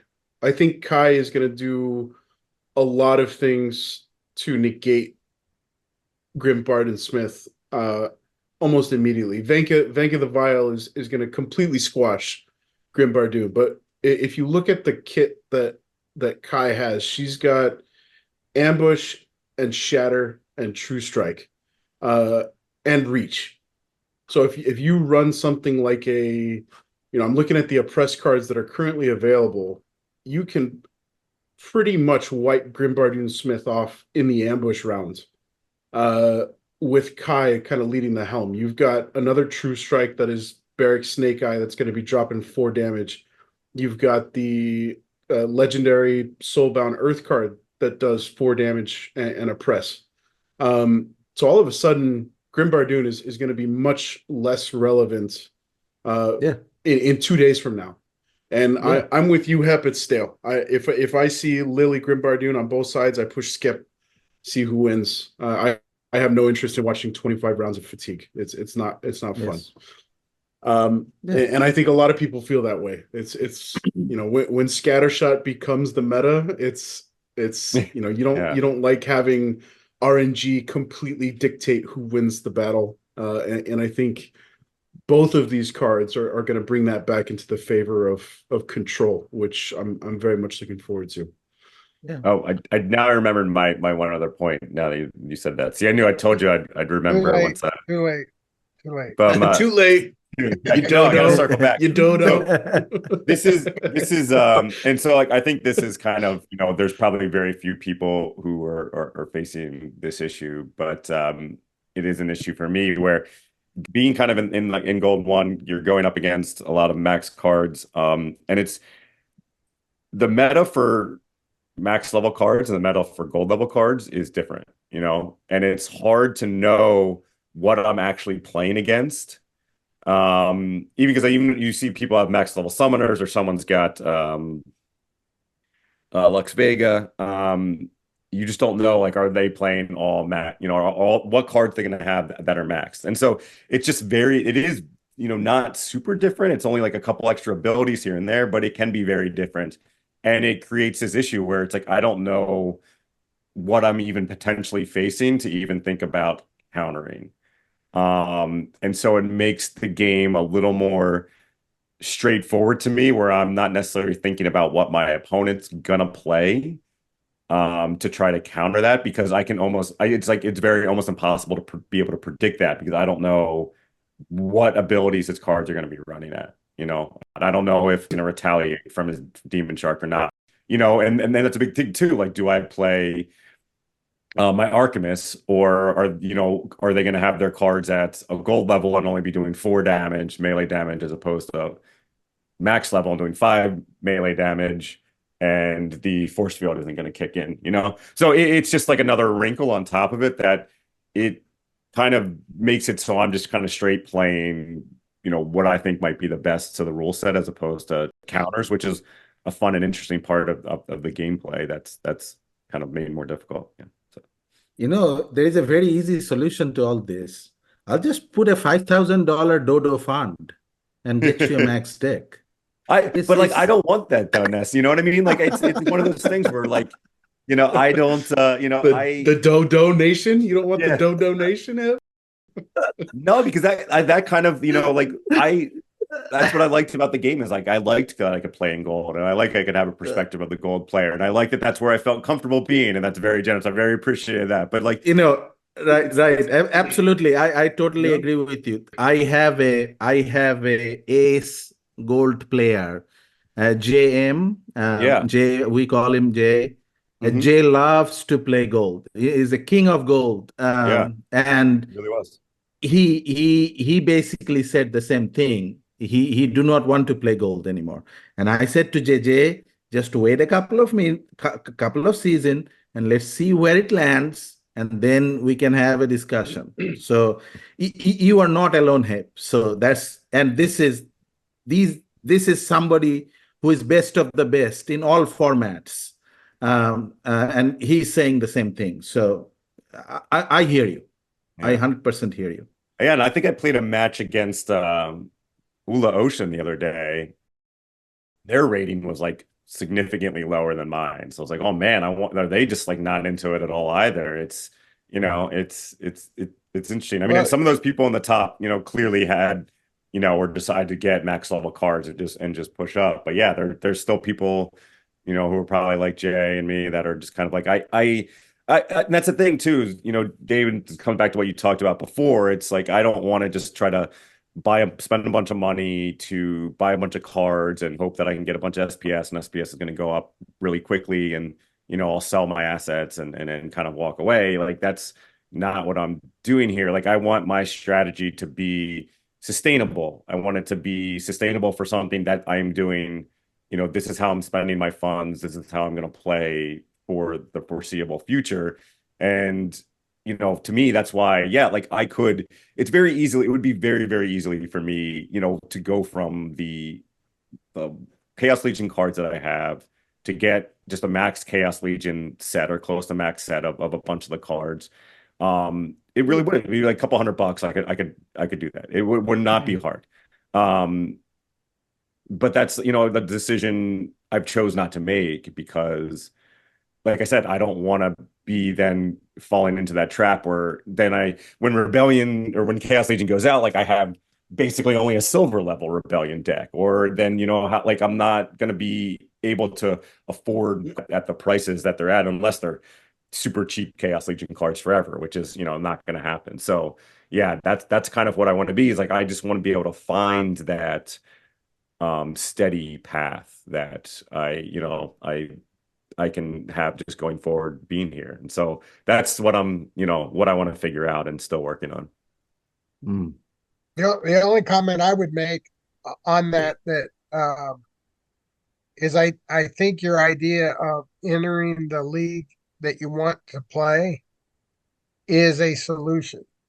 In fact, that was my original solution as well. In other words, my problem was that I had max cards and I was forced by the way the game mechanics work to be in silver and in some cases bronze. But if Mhm. I was able to pick the league and say, hey, I want to be in Diamond League or I want to be in Gold League, I should be able to do that if I meet certain conditions. In other words, I'm not saying like level 1 deck should be able to be there, but if there was conditions. So I don't mind the, you know, essentially pick your league and be there for the whole season. Like I don't particularly like the switching, somebody goes from bronze to silver or silver to gold. Like I don't like that feature either. Like I honestly think if I'm a gold player, I should play against gold teams, and if I'm a bronze player, I should play against bronze teams. So I don't have that problem. Yeah, I think Matt, on the other hand, believes, that it will naturally work out. Like all those max level decks that you're seeing in gold will naturally be up in diamond. He may be right, but I can tell you if we keep resetting everybody at the end of the season until Yes. we get a lot more players, he isn't going to be right. In other words, every time we reset people lower, we're at least taking half the season to get them back to where they want to be at least.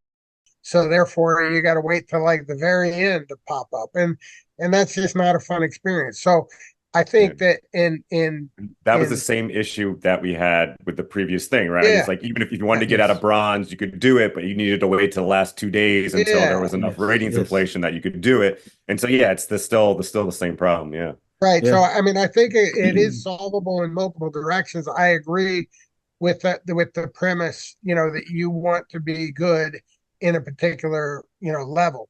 He's basically making the point that, levels are just arbitrary. Just be as high ranked. Like I don't know what your ranking is, but it's probably in the top 500. So he's thinking, that would motivate you to be like go from 500 to 400, for instance, where you're saying, no, I want to be good in gold. You know, I don't want to go from 500 to 400. Like that's not motivating to me. And that's, Yeah. that's a different discussion, but I don't think it's a hard solution. I think it's just a matter of enough feedback and enough input and how Yes. to get it to be done. So, I am a big solution person. I always try to find solution. So here is my request, Hep. And this will be really nice because I haven't seen you do that. Write this thought of yours as a post, as a Hive post. Then I can refer to it and I can push this agenda. Okay? It's an easy, as Dave said, it's not a difficult thing. It's an easy solution. So just write a personal post. Just what you said, just write it down. You are a good writer. So, just this is weekend. So weekend coming up. So, spend half an hour and write this post, send me a link, I will promote it so that we can refer to it and point, as a solution. Yeah. All right. I will do that. I'll take on Okay. that challenge. Yeah. Yeah, please. Cool. Well, I'll drop a little bit of my opinion here. I think as candidly as possible, I think this current system is the end of the casual player, which I think could be a fatal flaw. It's something that Hep said a couple of weeks ago really resonated with me in that, and I've heard it time and time again from silver players, from other gold players, that I don't want to be forced into mediocrity. Like, why would I play a game if I know that I can only play as many games as I can that will take me to a place where I win every other match? No, I want to be the best of the best. I want to be able to win at a 65% clip. And I want to know that if I lose, it's not because I'm outgunned. It's not because I'm I'm outmatched by max level cards. It's because I made a mistake in my strategy, or this person on the other side of the field made a brilliant move in their strategy, or it was RNG. Q Grim Bardoon. But yeah, I think that's a really big mistake, I think, from the gameplay, especially when we're trying to attract new players. I don't think that a new player coming in, getting stomped by, even if you got bronze cards, shout out to the Splinterlands community. Anytime a new player comes in and says, "Hey, what cards should I get? How do I navigate the metas? I'm playing in bronze. What should I play?" How many people put up their hands and say, "What's your account name? I'll send you some cards. Like, this is the meta that you should be playing."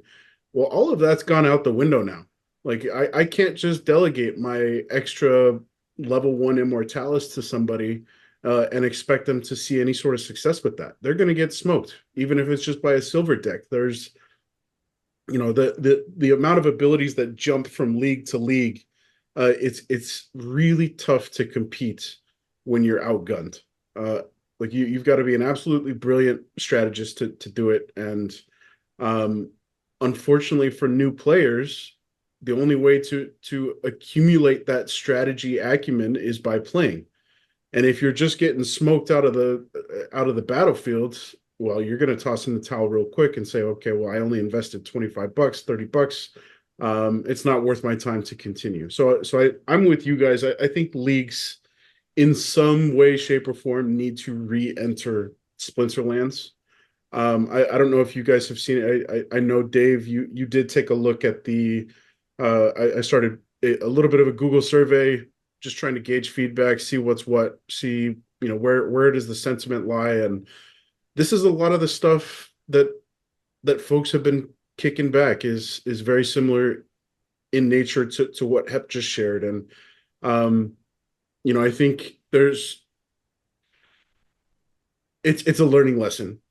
I'm happy to give Yaba the patience that he's requested and see what's what in the next couple of weeks. April 2nd, like Azurkhan, you've said, we've got the big rewards rework. I think that's going to shake things up a little bit.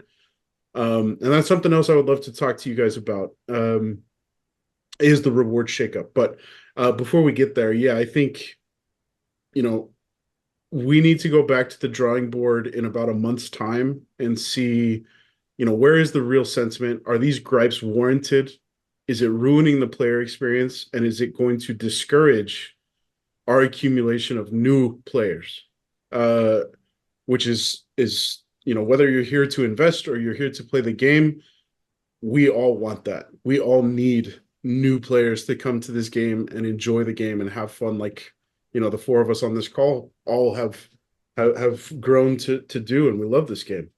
So it's discouraging to me when I hear somebody like Hep, who I know, but before he was co-host, he was up there with Azurkhan level numbers of number of episodes on the People's Guild, and it was always a great joy to hear, how is Hep thinking about the strategy? How is Hep thinking about this card's ability kit? And a lot of that stuff is just it's tossed aside when you have to play top heavy. You have to, go for max, or you're going to be forced into pure mediocrity.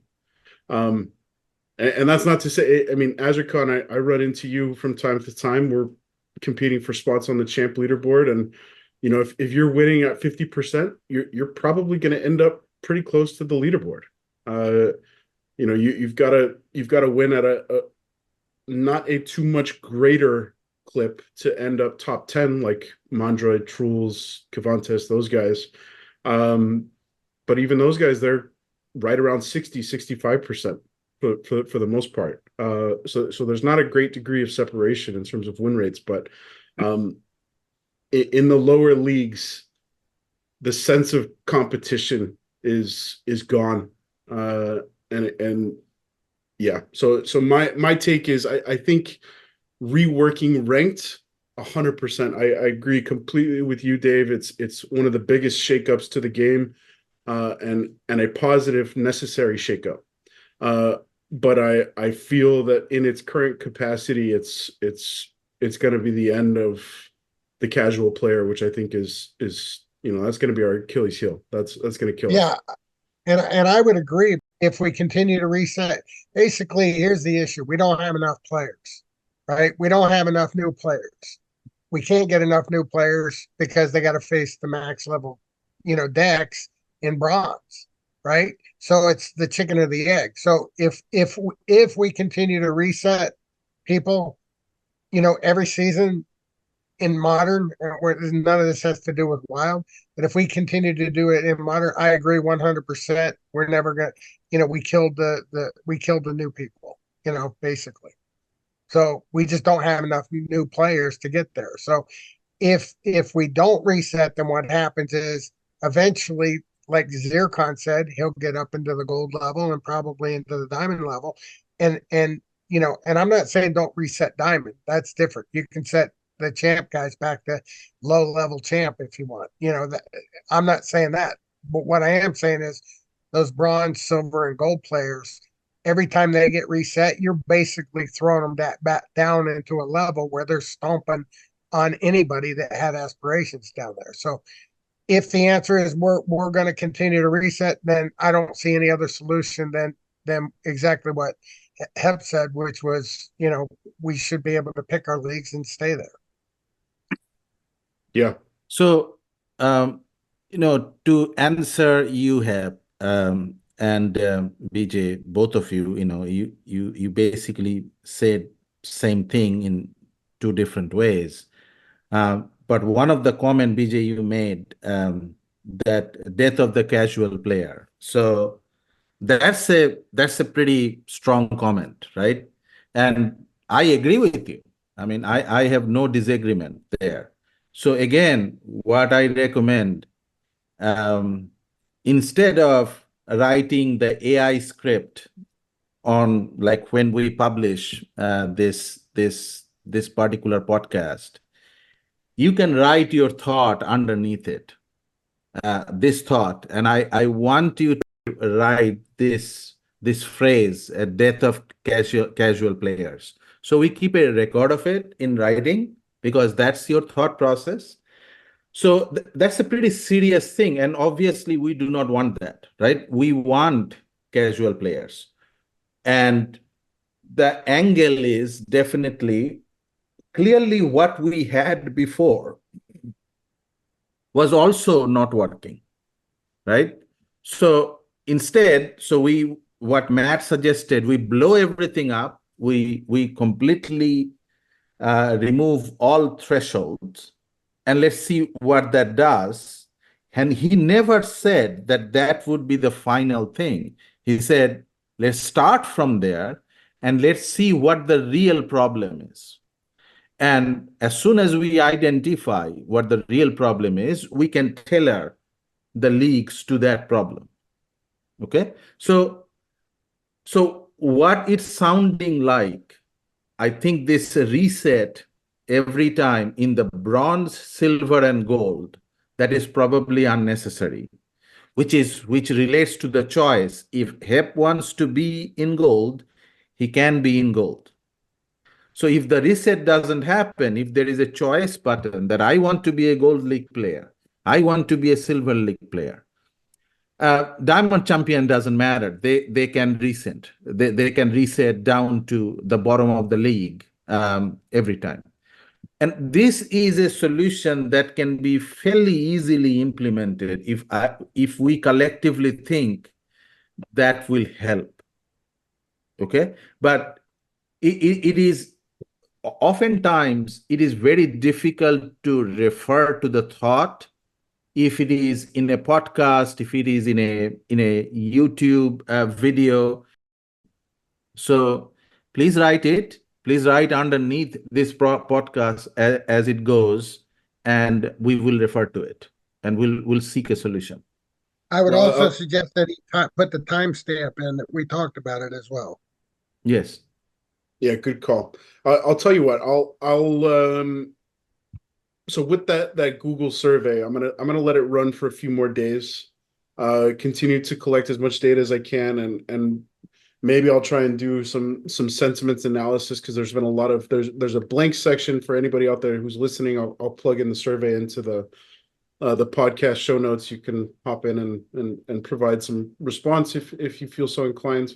But there's a blank long answer text box, and the feedback, the volume of feedback, and the quality of the feedback that has been coming in from that long form text box has kind of blown me away. And people are obviously feeling passionate about. Okay, so Yes. record it, and Yes. make it into a post. Yeah.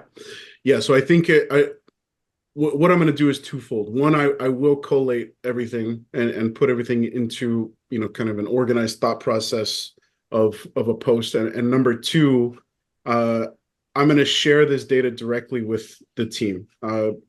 Royal Eagle reached out to me directly, asked me if he could have eyes on the survey. I immediately gave him editing access. He can see everything. Whether they like it or not, I'm gonna make it available to, we've somehow managed to weasel our way into the Rolodex of Splinterlands and have some pretty weighty emails in our catalog. Whether they like it or not, Nate and Matt are going to be recipients of said data as well. So I'm going to do my part in trying to get this out to as many team members as possible. But yes, like Dave suggested, I will drop a timestamp into that post linking back to this segment of conversation. And yeah, I mean, I also think put your survey in your summation as well, so people that didn't see your survey can also take it. Yeah, have you I dropped it into like the main chat in Splinterlands, or have you posted up anywhere? Or where have you circulated so far? I know you sent it to us on some people on Discord, but where have you been soliciting feedback from so far? Yeah, so it's gone out to Tavern. Clay. Oh, send it to Clay. Sorry, send it to Clay as well. You send it to Royal, you send it to Clay. They can pin it in the tavern. They can pin it in the math chat. They can place it in a bunch of different places. So as many people want to have access to it, they can have access to it. Cool. And feedback is awesome, by the way. I mean, feedback is the only way to learn what you're doing wrong. If you don't know, how can you fix something? So I think feedback is awesome. Well, Dave, I'm right there with you, man. Before I worked in education, my professional calling was customer success, and feedback was our bread and butter. We provided the product feedback loop to the dev team and that sort of stuff. So yeah, you're the importance that you're placing on feedback is not lost on me, man. So I'll continue to kind of beat the drum on this thing for, I don't know, let's say another 5 days, a week or something like that. Silence and Stever and Bebe ran a live stream earlier, and they called it out. We got some additional plugins. I'll ask Aftersound and Infidel if they could do the same. And I'll give it to Clay and see what he can do. Yeah. So we'll see. But let's shift gears a little bit. We've got I know a little bit of a hard stop in the next 40 minutes. This time has just kind of flown by. We've made some good headway, but there's still some other stuff I want to pick Azurkhan and Dave your brains on. So Mondroid, I sent a screenshot of this thought from Mondroid into the Discord chat. So if you guys want to pull that up. No, I got it. You got it. Okay. So for those of you listening, the idea, and shout out to Mondroid, I think it's a really cool idea, and it works to either end of, if we continue down this path where max cards are available for play in any league or any rating, or we move to a place where it's locked leagues and you can choose, I want to play gold, for example. I think a little bit of an iteration of this idea would still apply. And let me talk through the idea first, and then we could talk about potential results. And I'd love to hear both of you guys, kind of spitball what is your knee-jerk reaction to this thing. So the idea is, what if we give everyone who buys a spellbook a max modern ghost card deck for ranked play? No more low-level cards, period. Aside from tournaments and brawls, everyone's on a level playing field. Skill is all that matters. However, it uses your owned cards to determine the rewards. Depending on how much lower your owned card is how much your rewards would be reduced by. So let's say you play a silver level card, your rewards would be reduced by 50%. You play a gold card, 25%. A bronze card, 75%. But because you're actually winning instead of getting farmed by card advantage, it's actually more rewards overall, even with the penalty. So, I went back and forth with Mondred about this after I saw him post it. And it reminds me of, what I've heard. Shout out to Aftersound again. He ran some content on Parallel, and they offer a similar structure where you're only getting rewarded based upon the cards in your deck that are owned NFTs. Otherwise, you're subject to exponential decrease of the rewards that are earned. And the idea is that if I'm playing 20% owned cards to 80% ghost cards, I'm going to see a very small percentage of the total rewards that would be allocated if I were playing 100% owned cards. And I think what really starts to move the needle is the fun factor that's immediately made available to a brand new player to come in. I can play the game 100%, just like Hep, just like Azurkhan, just like Dave, just like myself, with these max cards and experience. Because I think bronze is a snooze fest. I don't enjoy bronze. The meta sucks. Silver is a little bit better. I enjoy champ. I enjoy the max cards, the slew of abilities, the strategies, all of that stuff is so much fun to me. And I feel like being able to tap into that as a free-to-play player is absolutely a game changer. And that's where you spark that casual player into becoming a real player by letting them tap into that fun. Because it is at the end of the day, it's a very fun game. But as I finish up a battle, I'm going to be presented with, okay, so if you owned 100% of the cards that you played in this match, you would earn 15 SPS. However, because you only own the summoner, you've earned 2 SPS. So something along those lines, I think could really start to shift the needle for bringing in those new players without feeling obligated to, spend a whole bunch of money and actually find out I don't like the game. Anyway, so I think the picture is painted. Let's hear some thoughts. All right, I'll be very brief. I'll be very brief on this. So there is nothing wrong with the idea, but you cannot have it both at the same time. What Hep and you earlier suggested, Hep especially, because he plays gold, you want to have the choice to play gold. And all these different league, gold, bronze, silver, I think over the years, it has given us some depth into the meta, right? It's the same cards, but based on this different league, it is given us a depth in the game. There is certain meta is applicable in bronze, silver, and gold, and likewise. What this Mondroid model suggests is essentially flattening the field, and everyone have access to, max card, right? The reward part, I'm not even worrying about. So you would lose the depth if you do that, right? And what you suggested earlier, both cannot be happening at the same time.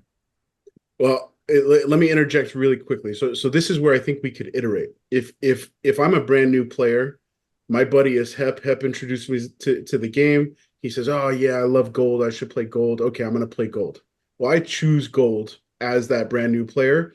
All of a sudden, my ghost cards are fixed to gold. So then I max for my league. It would be respective of whichever league you're playing. So I think there is room for a workaround there where both worlds can exist. Yeah, I just wanted to interject that real quickly. Okay, Dave. I got 3 points on that.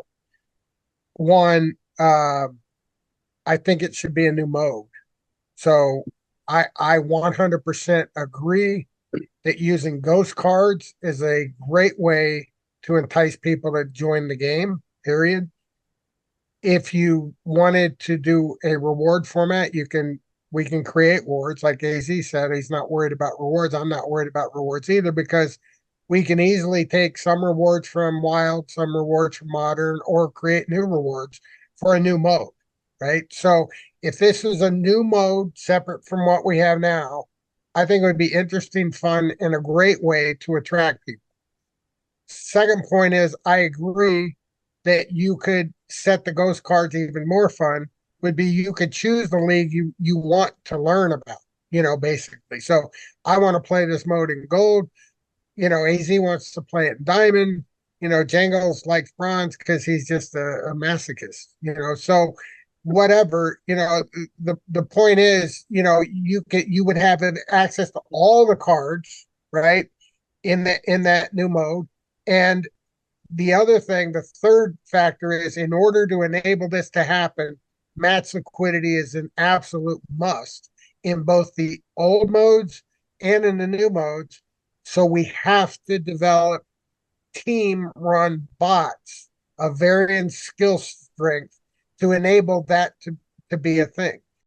In the case of brand new players, if the rewards weren't very high, but if they were high, then of course it would be an alternative method to play for people that just prefer that. So my point is, if those three things were done, I love it. I don't like it replacing the existing one, though, just completely. I don't mind if we want to shift 90% of the rewards that way, but I still think there's, like AZ said, there's a little bit of pride in building a deck that wins, as opposed to I'm given all the cards and wins. It's not all about money, is my point. Well, let me counter that real quickly. And Hip, I'd love to hear your thoughts on this too. But Dave, if match liquidity is paramount, right? Like it's a very critical piece of making this whole thing work, is reducing wait times to play.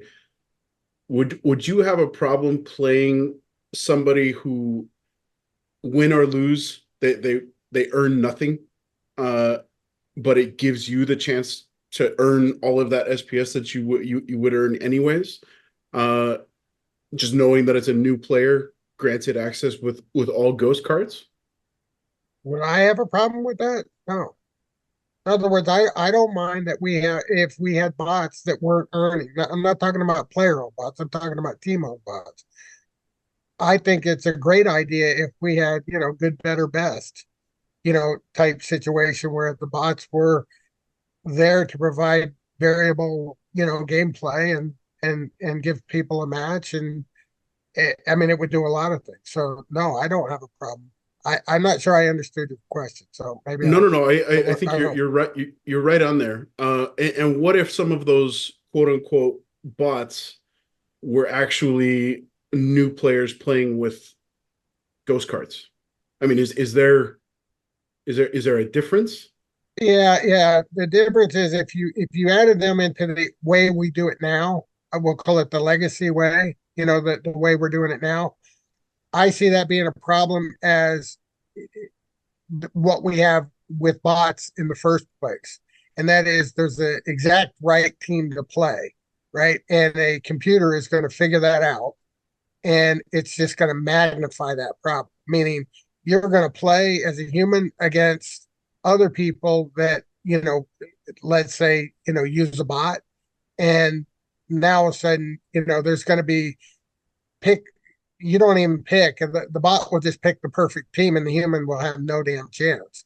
So that's why I don't think it can be in every mode, because it would be, there wouldn't be that much strategy involved. There would be like, play this card at this time, and you win. And so therefore, I don't particularly like it being in the existing mode. I don't mind it being in the new mode at all, because probably the rewards would be a little less in that mode because the goal would be to try to attract and retain new players and introduce them to the game.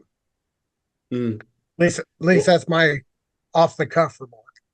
Yeah. Well, yeah, I think it's important to look at this from the perspective that there would be no earnings, and I think you're right if the hands are and the lineups are being assisted as a new player, that provides a little bit of an unfair advantage. But if it was completely unassisted, and maybe that new player experience is, your first 10 matches are in a sandbox and nothing really matters. You're just learning about abilities and attack types and defense strategies and that sort of stuff, the individual splinters, elements, yada yada.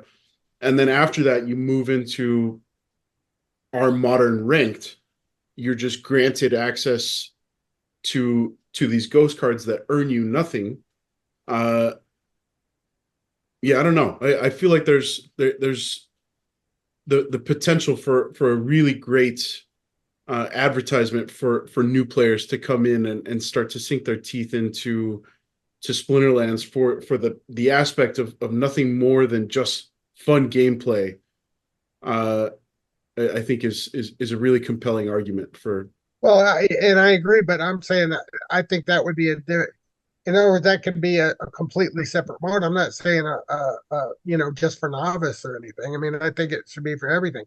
But if you allow them into the existing, for instance, with max cards, just look at what happens right now.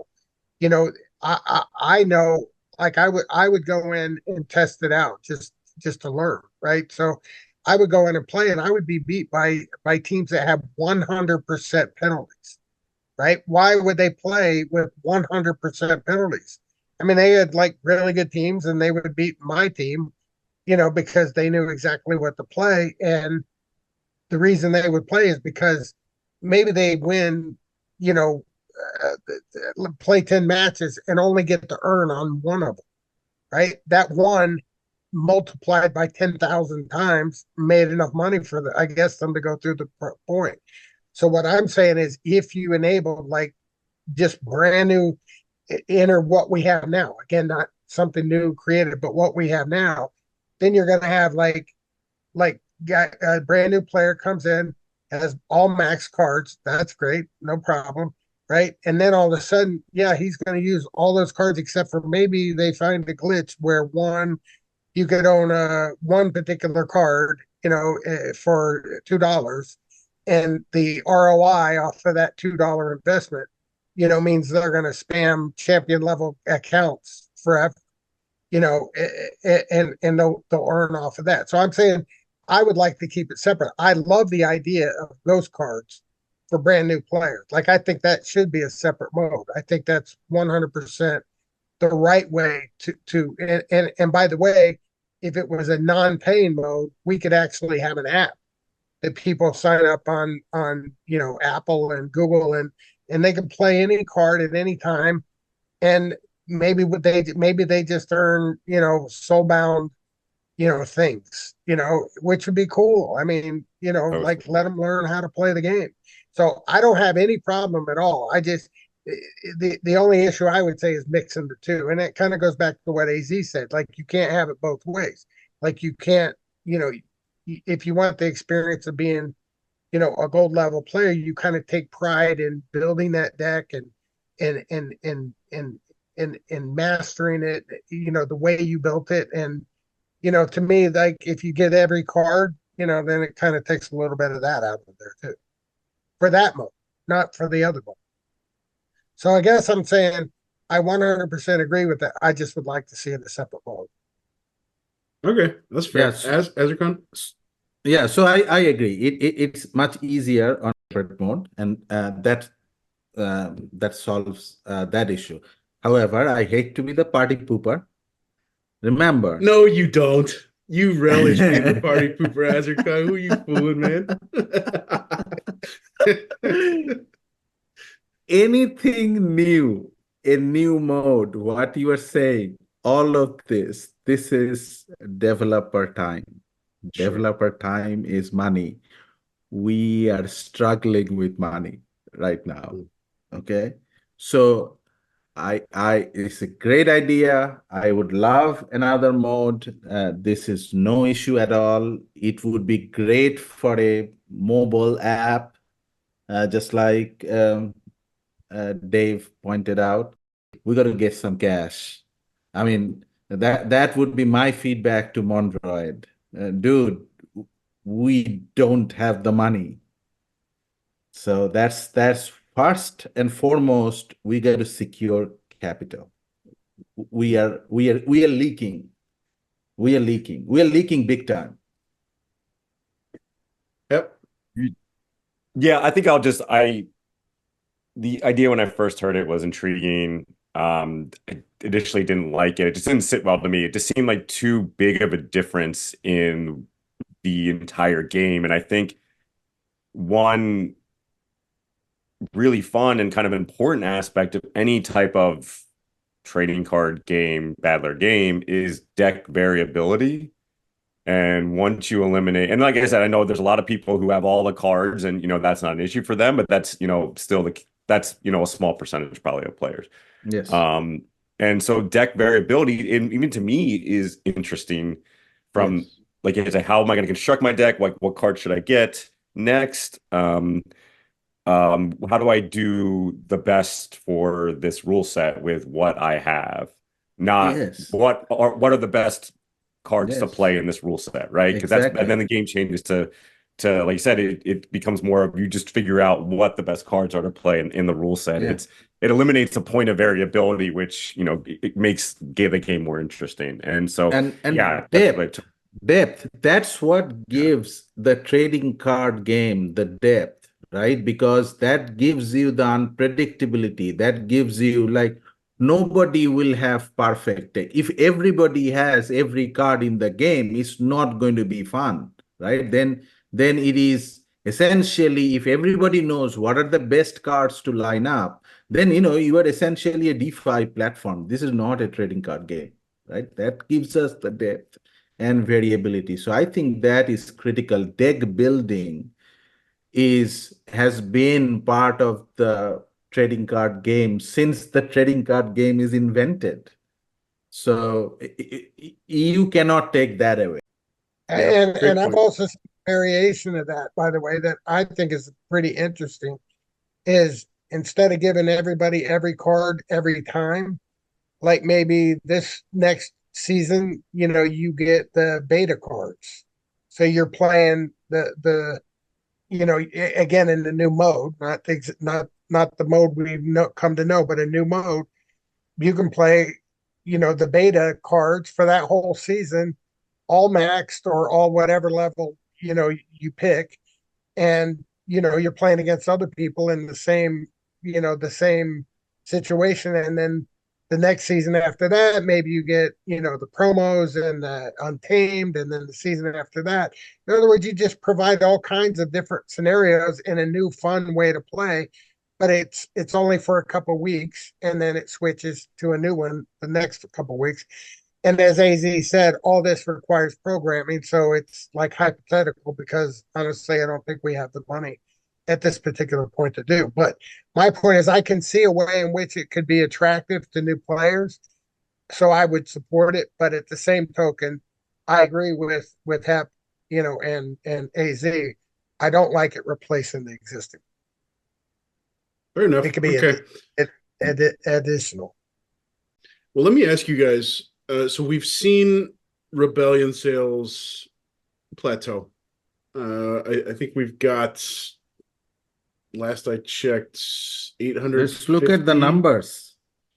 Yeah, 850 are circulating and open. Right about 850,000.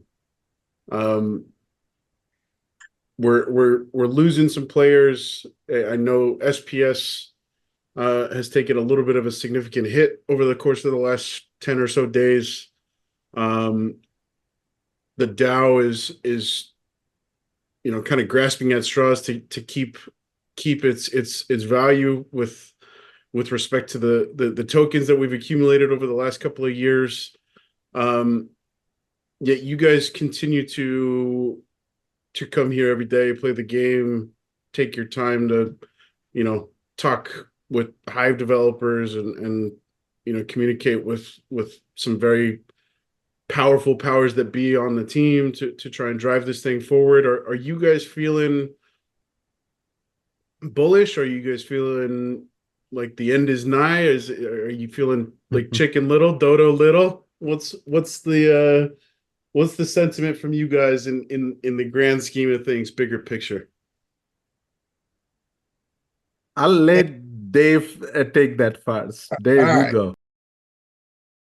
All right. I do spend a lot of time thinking about it. And I would say long term, I'm bullish. Short term, I believe that we've hit a point where it reminds me a lot of the J69 time. And that, in the way which I would define it, is people had expectations. They felt things should have occurred a different way. J69 and the people that were following him, they were not happy with how it went. It created a lot of negativity. Obviously, well, if you don't know, at the time he was a massive player. He was like Vugadis times 10. I mean, he was huge. And, he basically tried to run down the game. I mean, he literally did everything he could, set up new Discord channels, did everything he could to try to kill us. And we survived that. And the reason we survived that is because there's a lot of people in the community that are still here today. And I would say, today we have a similar situation where there's a ton of people that believe in the vision and believe that the game is underlying is strong. And they see a lot of the positive things that have been done. I mean, when I first got here, we had no game whatsoever. And now just look at all the different things we have. I mean, there's a lot. But it comes down to expectations. There's a tremendous amount of people, which I think this latest proposal surfaced, meaning, it boiled up and now you see, like, there are some people that, like, I don't care, the Dow should spend all the money that they have on this exchange listing or else we're toast. That kind of mentality, right? And if to what that tells me is we're not at the bottom yet. That's just how I look at it. In other words, those people have to clear. Those people have to get tired enough of it, get bored enough of it, or feel that it's never going to change. They leave. And then exactly what happened once J69 and the people that followed him go, that marks the bottom. So that's what I think is where we're at.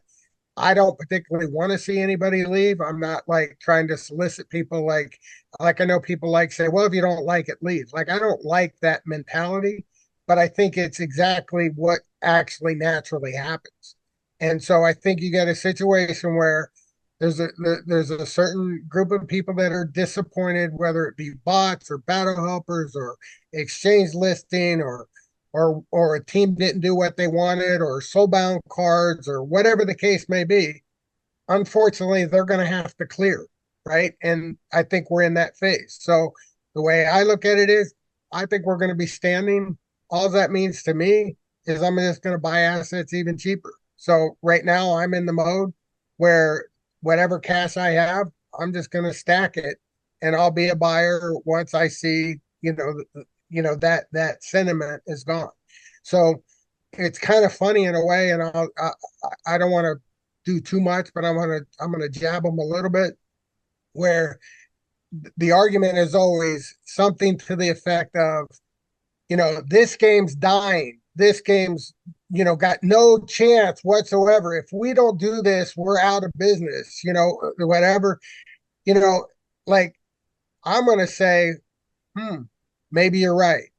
Maybe that's the case. So what I'm going to do is I'm going to hold my money and I'm going to wait till they stop saying it, if that makes sense. In other words, why would I rush out and buy with all that negativity? When everybody complain, not everybody, but when a few people come in there and that's the first thing you see when SPS goes down a tenth of a cent, the first thing they say is, oh God, look at Bitcoin moved and that didn't. Like, I'm like, okay, well, maybe you're right. Maybe I should hold my money and wait until you're done, complaining. And then, at some point, all those people cleanse themselves. They either get a different perspective or they leave. Either way, doesn't matter to me whether we go to a penny before we go to a dollar or whether we go straight to a dollar. I don't particularly care. I look at this for the long term. That's how I feel. So, Daisy, now you're up. Yeah, so you got to understand this. Dave and I, we are both students of the market, right? We have seen bull markets, we have seen bear markets. We have traded through bull markets and bear markets. And we always say this time it is different. There is a book, by the way, of the same name. This time it's different. It's never different, guys. It's always the same story. And it's amazing how this story repeats over and over again. Dave is a really nice guy. So Dave says, "Oh, I do not want to say if you want to leave, leave." But that's all he said. Right now, that's all really what he said, right? So there you go. We said the same thing. We just say two different ways, and that's the angle. So I agree with Dave, and I know for a fact, as you guys know as well, that recently there have been some fairly large sales, both like card decks. There's been sale going on SPS. There is some large accounts selling SPS. So, that's been happening.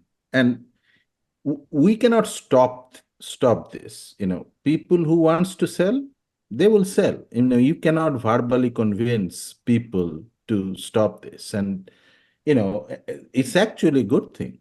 I mean, if we are a robust game, if we are a robust community company, we need to have enough liquidity for let people do that if they choose to do that, right? So I am of the very similar opinion that we are probably going to see lower prices. So HEP, if you want to get your Max Grimbardun Smith, I think you can easily get that pretty soon. So that's no big deal. So I'm saving up for the next. I'm only getting like 2 airdrop cards around, so I got to save up for the Grim Guardian Smith killer when he comes out. Actually, yes, so. That's right. And let me also make another point. If you talk to a lot of people that were here before, in the last J69 situation, guys like Fighter for Freedom, Royal Eagle, me, there's a lot of people that it was the greatest thing that could have ever happened to us financially. In other words, when you get a deal, when people sell at ridiculous prices and you're there and you kind of see that, hey, that is ridiculous. And all of a sudden, you've got a situation where it becomes a great opportunity. So I don't look at it as even bad. I look at it as a positive. You said that, the team needs more money to get more development time to kind of implement a lot of these things. And, if a lot of these things we think are crucial to attracting and retaining new players, but we can't do it, does that kind of create, sort of a, I don't want to use the term death spiral really, but, does that make it that much harder? And so like, where is that money going to come from? How are we going to get these things done that we need to get done? Yeah, which is what we were discussing, right? We have to find sources of alternate funding. And that can be from various sources. We discussed a few unique sources this call. If we are successful in listing in an exchange, that will give our token a boost. If our token gets a boost, people will notice. There is a market maker proposal that is coming that is very related to this exchange listing. If we can get our trading volume up, we will get noticed. So we can approach this from a variety of different angle, and including our capital discipline. We got to be, whatever we have in the DAO, we have to be extremely disciplined in our capital spending. So these are different ways, this is just a business. is more complicated than an individual business, because in individual business, Dave ran many individual businesses. We make all the decisions on our own, right? Which is a great thing. Centralization is great. We make decisions on our own and we own it. Decentralization is complicated because now we are not making all these decisions on our own. We have 50 different people, 500 different people, weighing on these decisions, right? But there are certain advantages to it. So that's the disadvantage. The advantage to it, we have capital. There is capital out there. And, we can invest. We can all invest in the game. We can all decide that we want to buy this amount of SPS. We want to buy that amount of card if the price is right. So, you can always find capital. We just have to be disciplined about it. That's all. And we have to respect the reason. A lot of people don't understand, like, well, why does the DAO need money? Why does a DAO keep it? Like, some people don't even think that it matters, but sure it matters. If you got $1 million in this game, if you got $1 million at risk, you would like to know that the DAO is going to be conservative and protect the money that's supporting the whole system. If we're going to be reckless with that money, then that's going to make a guy that wants to put $1 million in much less likely to want to put $1 million in. And I'll give you a quick example of that. And I'm really doing it. I know you guys all know, but just to illustrate for anybody listening, like yesterday, the discussion was, hey, why don't we switch the proposal that Matt had to sell the promo, the team get paid in the DAO's deck, right? And there's a situation where the guy's got more money than any of us, all of us, probably more than all of us on this call put together, right, in the game. And he says, over my dead body, meaning that's his red line. He does not feel comfortable, right, with spending the DAO's deck or something like that, right? Yes. So I look at that and say, some people look at that and say, oh, look at the whales. They're just throwing their weight around. I look at that and say, no, here's a guy telling you exactly what makes him comfortable.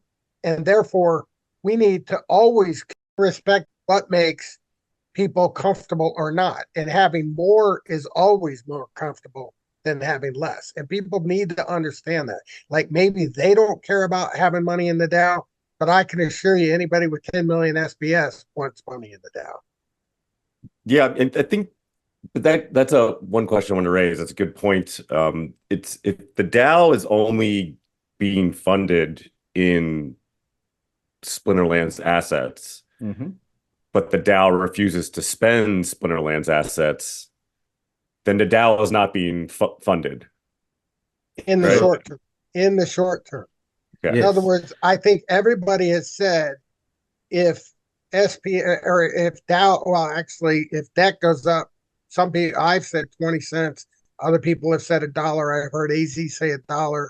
I'm sure Vugadis has a number that he cares about. I'm sure Matt Clark cares about a certain number. And the same thing with SPS. Like, everybody has a different number where they feel comfortable, but the point is, it ain't at 2 cents.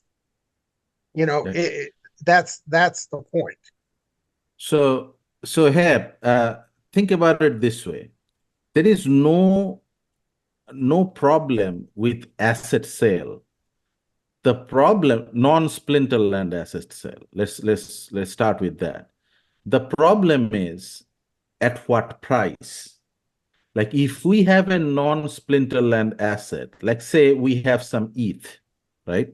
That's our largest non-Splinterland asset. And ETH is high right now, right? So is ETH going to go higher? Most likely, if the bull market continues, ETH will go higher. So do I want to sell all my ETH right now and convert it to a stable coin? No. But I can certainly take 10%. I can sell 10% of my ETH and increase my stable coin position. Now, regarding the Splinterland assets, the Splinterland assets gets more complicated, right? DAO gets paid, like from the pack sale, gets paid in DEC. and previously it got paid in SPS. So these are Splinterland assets. If Dow turns around and sells them, right, that creates a negative pressure on the market, right? Because when Dow will sell, it's a public information. Everybody knows that Dow is selling, right? So if Dow started selling, everyone else arbitraging will also start selling, and therefore there goes our peg, right? So we are currently just below peg, right? We are not at peg. So DEC, we can sell a small amount of DEC at peg. We can spend our SPS for an exchange listing. By the way, mind you, when I say spend, I do not mean sale. I just mean to have that token available for trading in that exchange.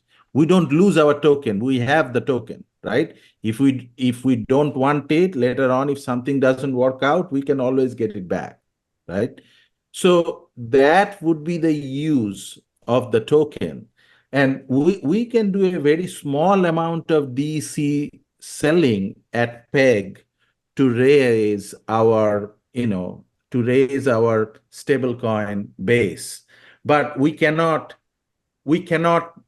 sell $200,000 worth of DC.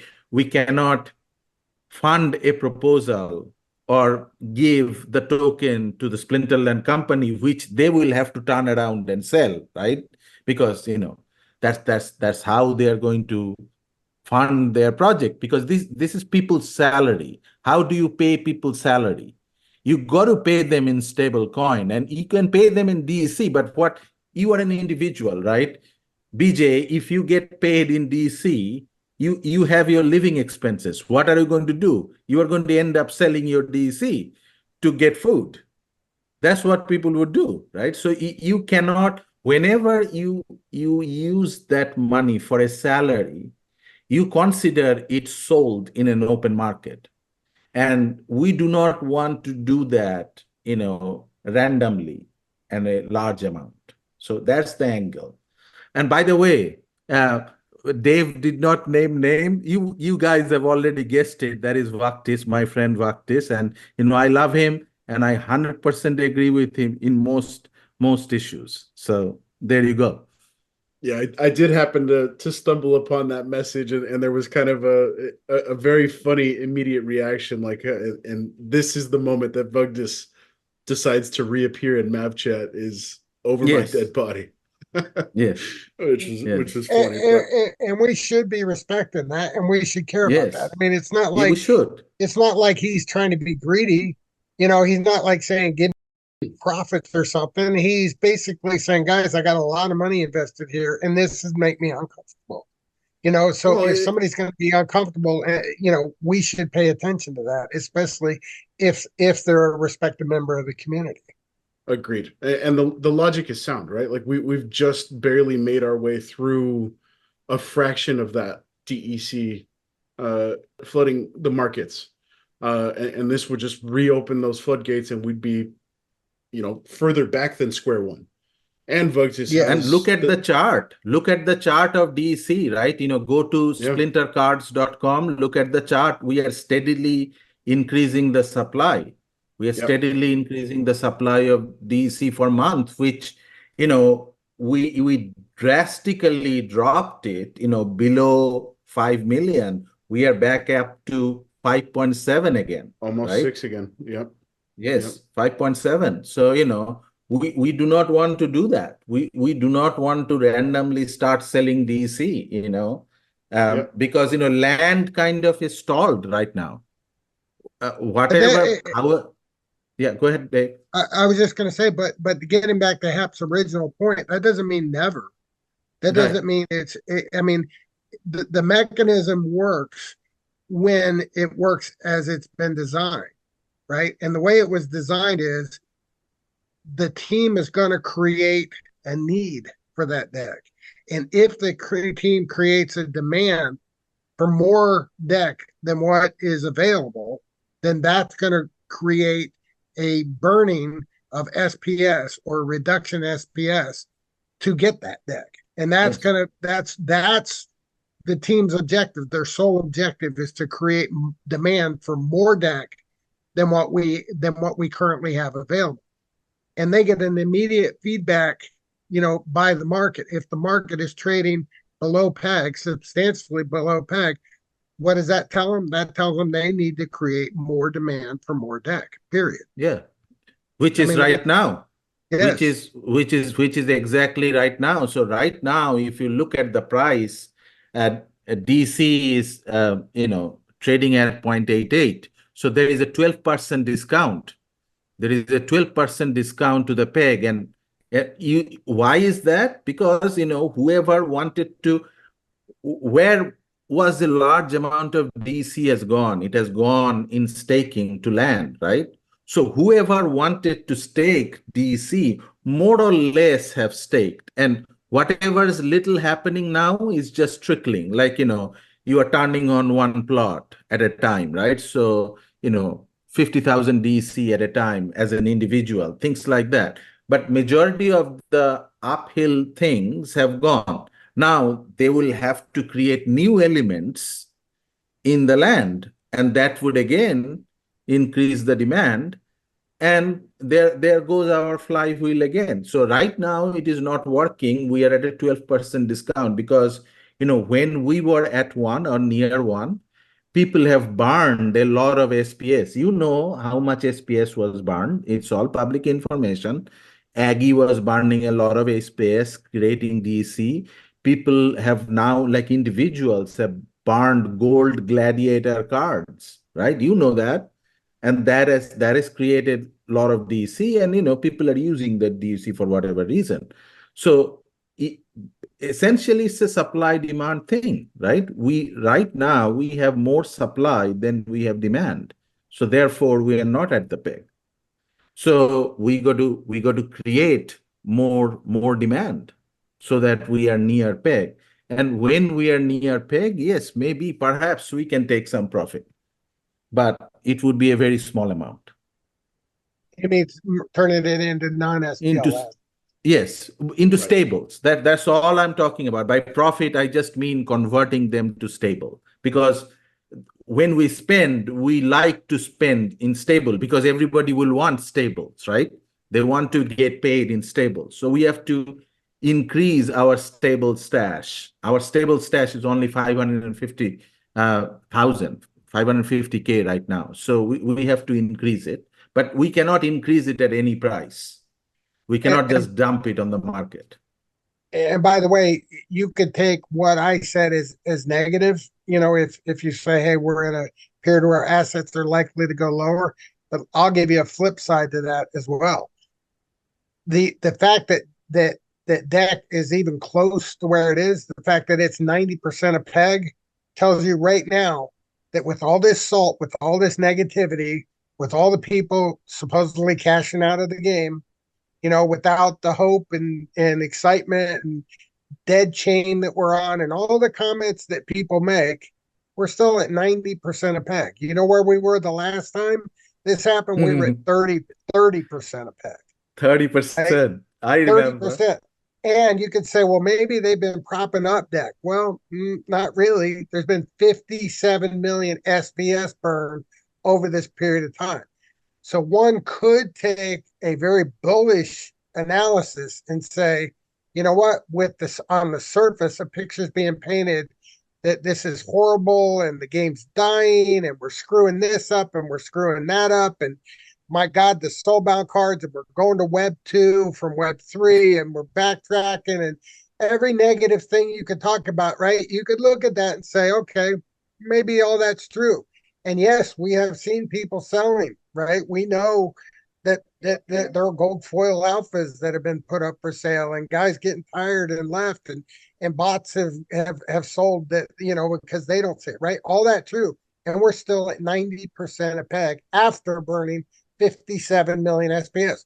I flip that around and say, guess what? What happens when we fix the problem? How much SPS are we going to burn then? At what price? And so my point is the market's not telling you it's that bad, but the perception is that it's that bad. Yeah. Great point, Dave. Well, there's the silver lining. Despite, I don't remember the salt and the negativity being this bad at any point throughout the last 18 months. And maybe that's not true. There were spikes of salt and negativity throughout that 18 months, but it's consistent and incessant at this point in time. And I don't remember it being like that. So despite all of that, we've managed to maintain 90%. That's a great silver lining to kind of, hold faith to. And we've got syncs coming, right? The promo card, soulbound cards. I have to imagine Matt's got some other stuff planned for opening up some new syncs for DEC to fall into. So yeah, there's. But it's okay, Jangles. I mean, it's okay if we go lower. Like I'm not trying to tell people like look at this silver lining, go out and buy today. I mean, I actually am telling you right now, I'm starting to now hoard my cash, right? In an observation that means we're probably going to go lower, right? So I'm going to now use my cash not to buy at today's current prices, but at cheaper prices, because I think that's likely to happen. So I want people to understand, like, I'm not trying to say that means we're not going lower with all these good things. No, I think we can trade lower because of sentiment, because of emotion, because of expectations. But at the end of the day, when it's all said and done, I think people are going to look back and say, I should have paid a little more attention to all these underlying factors, like you just said. Soulbound cards are going to be a plus. A new version of land is going to come out. Yes, the developers are slow as they can be on certain things. Like even Bugadis, he'll tell you right now, he wished that land was developed at a faster pace. So there's a lot of things that can be done. We can improve rank. We can fix the bots. We can handle battle helpers. All these negatives, right? All of them are things that can be fixed. But right now, on a sentiment basis, we're likely to trade lower. So what? If you're prepared for that, if you're like if Hef wants to buy Grimbard and Smith cheaper, that's not a bad thing. It actually can turn out to be a good thing. And the only question that I ask myself is, are we going to be here 5 years from now? That's all I care. And when I say 5 years, it could be 50 years. I just say 5 because it's nothing in the near term. And that's what I focus on. So as long as the team does what's necessary, and as long as the DAO supports us being here in 5 years, that's my main concern. So that's it. All righty. Well, let's start wrapping this baby up. I do want to say this was a lot of fun. You guys coming on and being willing to kind of share the spotlight, even though AzureCon maintains the lead on episode count, Dave. That's gracious. We appreciate you, man. I now I know Hep might be more, so me and Azir may have to go after Hep. Well, I think you've officially surpassed Hep. I think Hep we had Hep on 2 times as a guest, if I'm not mistaken. But gentlemen, I definitely want to make this happen again. I appreciate your insights. I think it's valuable for the community to hear this stuff. Despite the fact that we got 2 of our I know avid listeners on the show.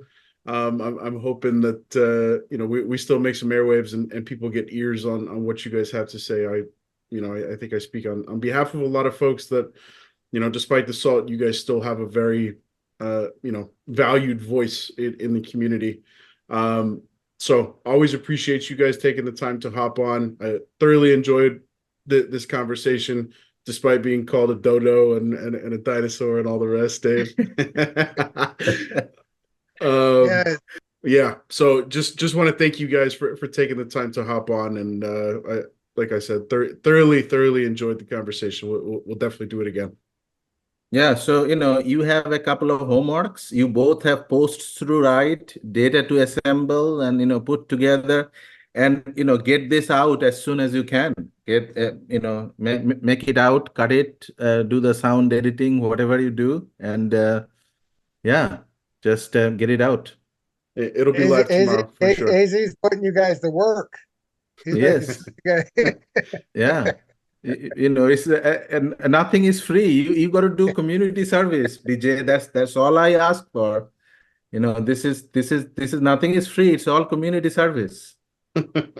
Well, I'm happy to participate, man.